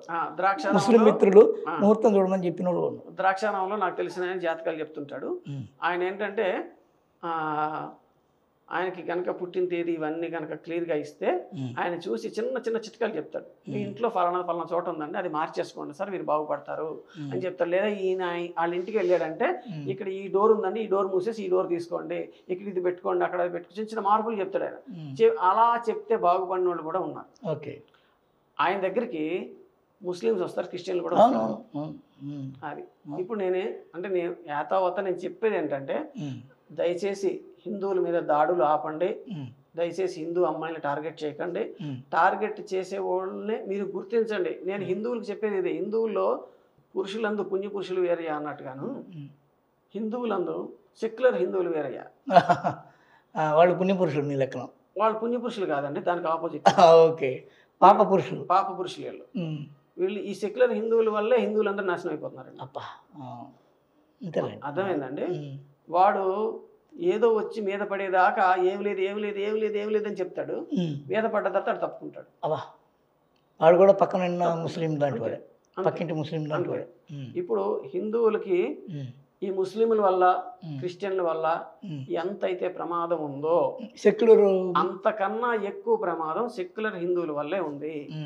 వీళ్ళు ఏంటంటే మనం చెప్తాం, అరే బాబు ఇలా జరుగుతున్నాయిరా బాబు అంటే, అదంతే ఏం కాదు, మన దగ్గర ఏం జరగట్లేదు, అక్కడ జరగట్లేదు, ఇది ఇలా చెప్తారు. అరే నువ్వు చెప్పడం ఏంటరా బాబు, కనీసం మన జాగ్రత్తలు మనం ఉండాలి కదా, నువ్వు కనీసం దాని మీద ఒక స్టేట్మెంట్ ఇవ్వడమో లేకపోతే నువ్వు కనీసం కొంత జ్ఞానం సంపాదించాలి కదా. ఇప్పుడు నువ్వు అనేవాడు ఒక నీ చుట్టూ ఒక గిరి గీసేసుకుని అందులోనే బతికితే ఎలాగా? అర్థమైందండి. సో హిందువుల్లోనే ఒకప్పుడు సనాతన ధర్మంలో నిజంగా బొట్టు పెట్టుకునేవాళ్ళు, నిజంగా కొన్ని సాంప్రదాయాలు పాటించేవాళ్ళు. ఇప్పుడు ఎవరు పాటించట్లేదు. ఎందుకు పాటించట్లేదు అంటే వాళ్ళు చాలా లెక్కలు చెప్పి వాళ్ళు చాలా చెప్తారు.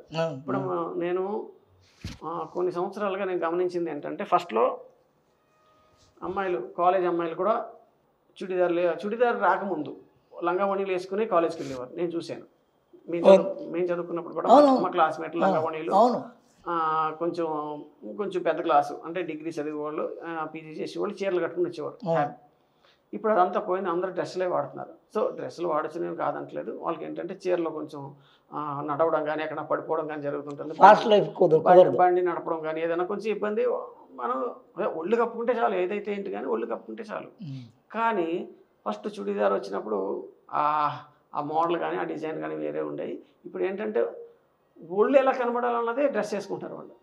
నేను చాలామంది అమ్మాయిని చూశాను, బట్టలు ఉండాలి ఒంటి మీద, కానీ బట్టలు లేనట్టుగానే ఉండాలి, స్కిన్ టైట్లు అవే మరి. ఓకేనా? ఇప్పుడు ఈ మధ్యకాలంలో మీరు ఎవరన్నా అమ్మాయిలు చుడీదార్ వేసుకోవడం మీరు చూసారా? ఏం బాగా తగ్గిపోయింది కదా. ఇప్పుడు నాకు కూడా చెప్పండి మీరు, ముస్లిమ్స్లో అప్పుడు బుర్కాలు వేసుకున్నారు, ఇప్పుడు బుర్కాలు వేసుకుంటున్నారు, ఎవరన్నా మానేశారా? మానేయాలి. దాని మీద గొడవలు కూడా జరుగుతుంది, హిజాబ్ అనే దాని మీద. హిజబ్ గొడవ జరుగుతుంది, అది వేరే అండి. అది రాజకీయం ఏంటంటే ఇప్పుడు వాళ్ళు హిజబ్ వేసుకుని వస్తున్నారు, వస్తే మేము కాషాయం వేసుకుంటున్నామని వీళ్ళు చెప్పారు. ఓకే, వాళ్ళు హిజబ్ వేసుకొస్తే మేము కాషాయం వేసుకుని వస్తాం, నువ్వు అది యాక్సెప్ట్ చేస్తే మమ్మల్ని కూడా యాక్సెప్ట్ చేయి, మాది సాంప్రదాయం కాదా? ఓకేనా? ఇక్కడే వచ్చింది గొడవ అంతా. వాళ్ళు హిజబ్ వేసుకుంటే వాళ్ళ హిజబ్ వేసుకోవద్దని మేము చెప్పట్లేదు, వాళ్ళు హిజబ్ వేసుకుంటే మాకు కాషాయం ఇష్టం కాబట్టి మేము వేసుకుంటాం అన్నప్పుడు నువ్వు కాషాయం వేసుకోగానే వీళ్ళు అన్నారు. మరి కాషాయం వేసుకోవద్దంటే నువ్వు అక్కడ హిజబ్ అక్కడ చెప్పు సమాధానం అన్నారు. అప్పుడు ఏం చేశారు, ఇది గొడవ వస్తుంది అనేసి మొత్తం హిజబ్ కూడా క్యాన్సిల్ చేశారు. చేసి ఈ స్కూల్ అన్న తర్వాత అందరూ ఒకే రకంగా ఉండాలి అని చెప్తే అప్పటి నుంచి కొంత మార్పు వచ్చింది. స్కూల్ వరకు మాత్రం హిజబ్ వేసుకొస్తున్నారు, స్కూల్ లోపలికి వెళ్ళినప్పుడు కాలేజ్ లోపలికి వెళ్ళినప్పుడు మాత్రం తీసేస్తున్నారు. సో తీసేయాల్సిన అవసరం కూడా లేదు, ఎందుకంటే అంటే ఎవరు తీసేయమని అనలా, మేము వేసుకుంటాం అంతే. ఇప్పుడు అమ్మాయిలు మొహం కప్పుకుని వస్తున్నారండి, నానా రకాల కారణాలు ఉండొచ్చు. వాళ్ళ అమ్మాయిలు కాబట్టి సిగ్గుపడవచ్చు, వేరే వాళ్ళకి నా మొహం ఎందుకు చూపించాలనుకోవచ్చు, వాళ్ళు దాన్ని కూడా మనం గౌరవించాలి. యాక్చువల్గా మన వాళ్ళు కూడా ఒకప్పుడు ముసుగు వేసుకున్నారు, ఇప్పుడు ముసుగు తీసేసారు. మా హిందుత్వం అలా తగలాడింది, మనం ఏం చేయలేము. ఇప్పుడు నార్త్ ఇండియాలో వేసుకుంటారు, బాగా వేసుకుంటారు. ఇప్పుడు చుడీదార్ వేసుకున్న వాళ్ళు కూడా చున్నీ వేసుకోవడం మానేశారు, దాన్ని మనం ఏం అనలేం. ఇప్పుడు మనం ఏమన్నా ఇప్పుడు మహిళా సంఘాలు వచ్చి మీద పడిపోతాయి, మాకు ఆ స్వేచ్ఛ కూడా లేదా అని. అర్థమైందండి మీకు? కానీ ముస్లిమ్స్లో వాళ్ళు ఇప్పటికీ పాపం వాళ్ళకి ఏదైతే పద్ధతి ఉందో వాళ్ళ మత ధర్మాన్ని వాళ్ళు పాటిస్తున్నారు. సో కాలేజ్కి వచ్చిన తర్వాత కాలేజ్ కంటూ కొన్ని నియమాలు ఉంటాయి కాబట్టి లోపలికి వచ్చిన తర్వాత వాళ్ళ ఇష్టం. అయితే ఇక్కడ వీళ్ళు పెట్టింది ఏంటంటే వాళ్ళ మతాన్ని మీరు గౌరవించి వాళ్ళని మీరు అలౌ చేస్తున్నారు కదా, మమ్మల్ని ఎందుకు అలౌ చేయరు అన్నదే క్వశ్చన్ అక్కడ. దీన్ని వీళ్ళు వ్యతిరేకిస్తున్నారు అన్నట్టుగా దీన్ని రాజకీయం చేశారు అనవసరంగా. చేసి దీని నుంచి ఎవరెవరైతే రాజకీయ లబ్ధి పొందాలనుకున్నారో వాళ్ళందరూ గొడవలు చేశారు, దీన్ని పక్కదారి పట్టించారు. యాక్చువల్గా ఒక స్కూల్ కానీ ఒక కాలేజ్ కానీ ఒక విద్యాలయం కానీ నువ్వు ఇటు యాక్సెప్ట్ చేస్తే అటు కూడా యాక్సెప్ట్ చేయాలి. ఇప్పుడు మన దరిద్రం ఎలా ఏడిసిందంటే కొన్ని స్కూళ్ళలో పాపం అయ్యప్ప మాల వేసుకుని వెళ్తే వాళ్ళని వ్యతిరేకిస్తారు. అది ఎక్కడ ధర్మం అండి? ఇప్పుడు వాళ్ళు బుర్కా వేసుకుని స్కూల్కి వస్తున్నారు, నువ్వు యాక్సెప్ట్ చేస్తున్నావే, మరి మాల వేసుకుంటే ఏమైంది నీకు? మొత్తానికి తీసేయట్లేదు కదా, ఒక నెల రోజులే కదా, ఒక 40 రోజుల్లో సార్ ఆదివారాలు తీసేయండి సార్, సెలవులు ఆదివారాలు తీసేయండి, 30 రోజులు నెల అనుకోండి. ఈ నెల రోజులు నీకు యాక్సెప్ట్ చేయడానికి నీకేం తప్పు? అదే నేను చెప్తున్నాను, దయచేసి హిందూ సాంప్రదాయాలను గౌరవించండి, హిందూ సాంప్రదాయాలను చంపేయకండి దయచేసి. అవి బతుకుంటేనే సర్వే జనా సుఖినో భవంతు అనేది బతుకుంటుంది. అర్థమైందండి? ఒక హిందూ బతుకున్నాడంటే 10 మందిని రక్షిస్తాడు, 10 మందికి ఉపయోగపడతాడు. అర్థమైందండి? ఇప్పుడు మనం తిరుపతి వెళ్తుంటే ఎక్కడో డిబ్బీలో దాచుకుంటాం, ఎప్పటి నుంచో 6 నెలల ముందే మనం తిరుపతి వెళ్తున్నాం అంటే డిబ్బీలో దాచుకుంటాం డబ్బులు, ఇవి మనకు ఖర్చుకు ఉండాలి. ఇప్పుడు అక్కడ ఖర్చుకి సరిపోగా మిగిలిన డబ్బులు ఆ దేవుడి హుండీలు వేసి వచ్చేస్తారు, మళ్ళీ తిరిగి వచ్చేసరికి ఏముండదు, ఖాళీ. అంతేగా, ఏముండదు. మనం రూల్ కూడా ఉంటుంది, తీసుకుపోయిన డబ్బు ఖర్చు పెట్టి రావాలి. ఎక్కడైనా ఉంటుంది, యాత్రలో ఉంటుంది. మొత్తం ఖర్చు పెట్టేసి ఇంటికి వచ్చేసరికి ఆటో దిగి ఇంట్లోకి వచ్చేసరికి రూపాయి కూడా జేబులో. ఓకేనా? అంటే ఇంత నువ్వు సమాజం మీద ఖర్చు పెడుతున్నావు అంటే వాళ్ళందరూ బతకడానికే. అంటే ఎవరైనా ఉండొచ్చు, అక్కడ షాపులు ఉంటాయి, గాజులు కొంటారు, బొమ్మలు కొంటారు, లేడీస్ చాలా షాపింగ్ చేస్తారు. ఈ షాపింగ్ చేసిన వాడు అవతల షాప్ పెట్టుకున్నాడు, ముస్లిం కావచ్చు, ఎవడన్నా కావచ్చు, చూడరు. వాళ్ళందరూ బతుకున్నట్టునే కదా. కాబట్టి ఒక హిందూ బతికితే 10 మంది బతుకుతారు. దయచేసి హిందువుల్ని చంపకండి, హిందువుల మీద దాడి చేయకండి, బతకనివ్వండి. మేము విగ్రహారాధన మేము చేసుకుంటాం, మా ఇష్టం. ఎందుకంటే మీరు మసీదులోకి వెళ్ళి ఎందుకు ప్రార్థన చేస్తున్నారు అని మేము చెప్పట్లేదు. నువ్వు మసీదులోకి వెళ్ళి మోకాళ్ళ మీద కూర్చొని నువ్వు ఇలా చేతులు చాచి ఎందుకు చేస్తున్నావు అని చెప్పట్లేదు, మేము అడగట్లేదు, అడగం కూడా. ఎందుకంటే దాన్ని నేను వ్యతిరేకిస్తే నేను దేవుడిని ప్రేమించడం కాను. ఎందుకంటే ఎవరు ఏం చేసినా సరే ఫైనల్గా వెళ్ళేది మనం ఏదైతే ఇంకోటి మన దగ్గర హిందువుల్లో మాతా పీఠాధిపతులు లేడీస్ ఉంటారు, మరి ముస్లిం క్రిస్టియన్లో ఉండరు, అసలు వాళ్ళ లోపలికి కూడా రాలేదు. మరి ముస్లింలలో అయితే అండి మీకు హిందువుల్లో మాతాజీలు ఉంటారు, పీఠాధిపతులు ఉంటారు. అవును. మరి క్రిస్టియన్లో కానీ ముస్లింలో కానీ పీఠాధిపతులు ఎవరు ఉండరు, బిషప్స్ వాళ్ళు ఉంటారండి. లేడీస్ ఉంటారు. అదేగా చెప్పేది, మాతాజీలు మీకు హిందూ మాతాజీలు ఉంటారు. హిందువు యొక్క ఏమంటే నేను ముందే చెప్పాను, మన హిందువుల్లో ఆడదాన్ని మనం గౌరవిస్తాం, ఒక లక్ష్మి అనుకుంటాం, ఒక సరస్వతి అనుకుంటాం, ఇంకోటి అనుకుంటాం. మత పెద్దలుగా ఇక్కడ ఉంటారు, మహిళలు కూడా ఉంటారు, అక్కడ ఉంటారు. ఇంకోటి ఏంటంటే మీకు క్రిస్టియన్స్లో నన్స్ ఉంటారు, అంతేగాని మా పీఠాధిపతి ఇంతవరకు పోపు లేడీ కాలా ఉండరు. ఇక్కడ కూడా ఇమాము హై ఎండ్ లో కాలా.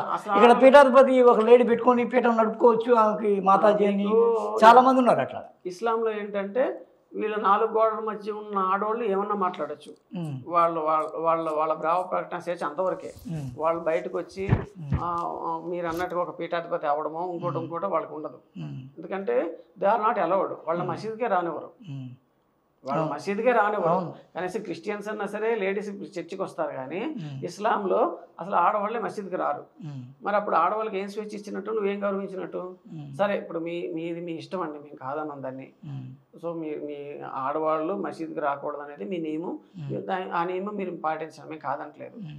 కానీ మేము ఇక్కడ ఇచ్చిన ఆడవాళ్ళంత ప్రాధాన్యత మీకు ఇస్తున్నారా? ఇప్పుడు మన దగ్గర ఇప్పుడు మనం ఒక పెళ్ళి చేసుకుంటాం, ఇంకొక అమ్మాయిని చేసుకోము, వాళ్ళు ఎంతమందినైనా చేసుకోవచ్చు. చేసుకుంటే మరి నీకు ఎలాగా? అంటే ట్రిపుల్ తలాక్ ఒకటి, ట్రిపుల్ తలాక్ 3 సార్లు తలాక్ అంటే అంటే నేనేమంటున్నానంటే ఇప్పుడు ఒక ముస్లిం ఉన్నాడండి, ఆ తండ్రి ఈ తల్లి ఉండగానే ఇంకొక ఆవిడని పెళ్లి చేసుకుంటే ఇతనికి మనసు ఎలా గొప్పుతుంది?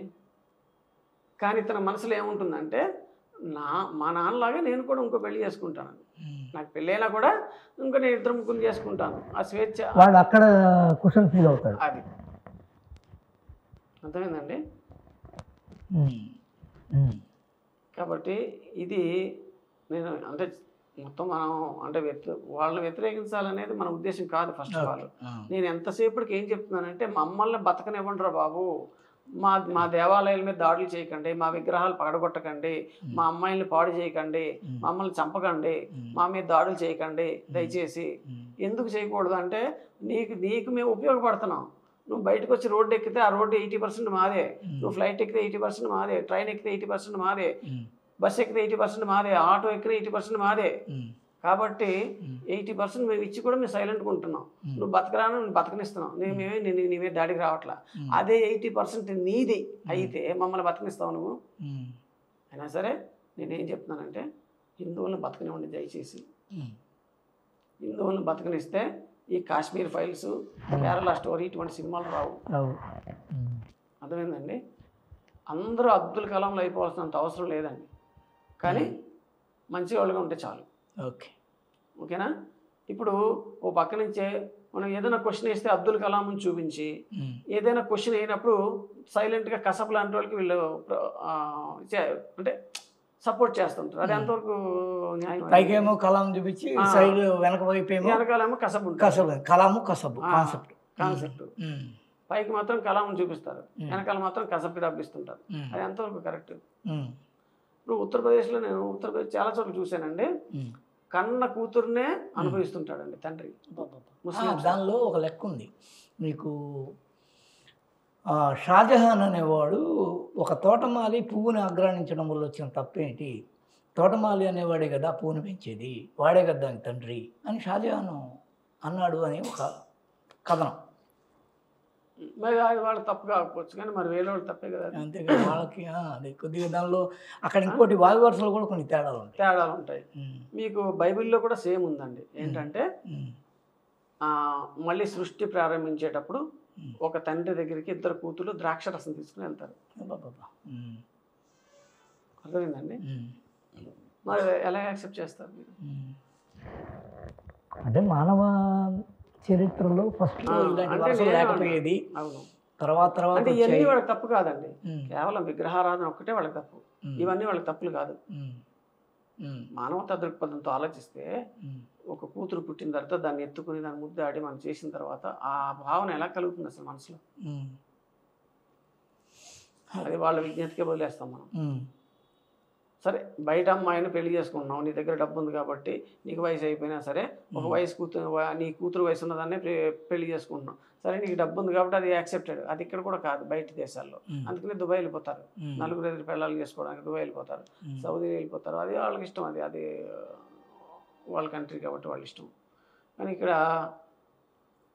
అంటే ఏమంటున్నానంటే నేను ఇది ఒక దేశం, ఇది కొంత లిమిటెడ్. ఇది నువ్వు దీంట్లో నీ ఇష్టం వచ్చినట్టు పిల్లల్ని కనుక్కుంటూ వెళ్ళిపోతే జనాభా నియంత్రణ అనేది ఒకటి ఉంది. అది మనకి మనం ఏర్పాటు చేసుకున్నటువంటి ఒక ఇది కట్టడి. సో ఆ కట్టడికైనా సరే నువ్వు తలంచాలి కదా, ఆ కట్టడికైనా సరే నువ్వు ఫాలో అవ్వాలి కదా. అవునప్పుడు ఇంకెందుకు ఇప్పుడు సమాజానికి నువ్వేమిస్తున్నట్టు. కాబట్టి ఇప్పటివరకు మీరు ఎన్నో అమూల్యమైన విషయాల్ని చర్చించారు, కొన్ని కొత్త విషయాలను చెప్పారు ఈ వేదిక డార్క్ సీక్రెట్ ద్వారా. ఈ చీకట్లని, ఈ చిరుదీపం ఖచ్చితంగా పారదోలి కొత్త కొత్త విషయాలు ఈ ప్రపంచం తెలుసుకుందామనే ఆలోచనతో మేము ఈ వేదికను పెట్టాము. దానిలో మీరు మొదటి యొక్క మాకు అతిథిగా వచ్చారు. మీకు మా ధన్యవాదాలు. చాలా థ్యాంక్స్. మీరు ఈ వాయిస్ని ఇంతవరకు వినిపించారు. దీని ద్వారా నా మాటలు విన్నోళ్ళు ఎవరైనా సరే హిందువుల మీద అరే దాడి చేయడం తప్పు అని రియలైజ్ అయితే, ఒక్కడ రియలైజ్ అయినా సరే నాకు చాలా మీ యొక్క టార్గెట్ రీచ్ అయినట్టు, వాళ్ళకి పర్పస్ సర్వైవ్ అయినట్టు వాళ్ళకి నేను సర్వదా కృతజ్ఞుడిని. వాళ్ళకి నేను పాదాభివందనం చేస్తున్నాను. Thank you. మంచిది. హాయ్ ఫ్రెండ్స్, మా టుడే టుమారో యూట్యూబ్ ఛానల్ చూస్తున్నందుకు చాలా థ్యాంక్స్. మరిన్ని లేటెస్ట్ వీడియోస్ కోసం వెంటనే సబ్స్క్రైబ్ చేయండి. అలాగే ఈ బెల్ ని కూడా రింగ్ చేసేయండి. మా నోటిఫికేషన్స్ అన్ని మీ మొబైల్లో వస్తాయి. అలాగే మా వీడియోస్ మీకు నచ్చితే లైక్ చేయండి, షేర్ చేయండి, నచ్చకపోతే కామెంట్ చేయండి.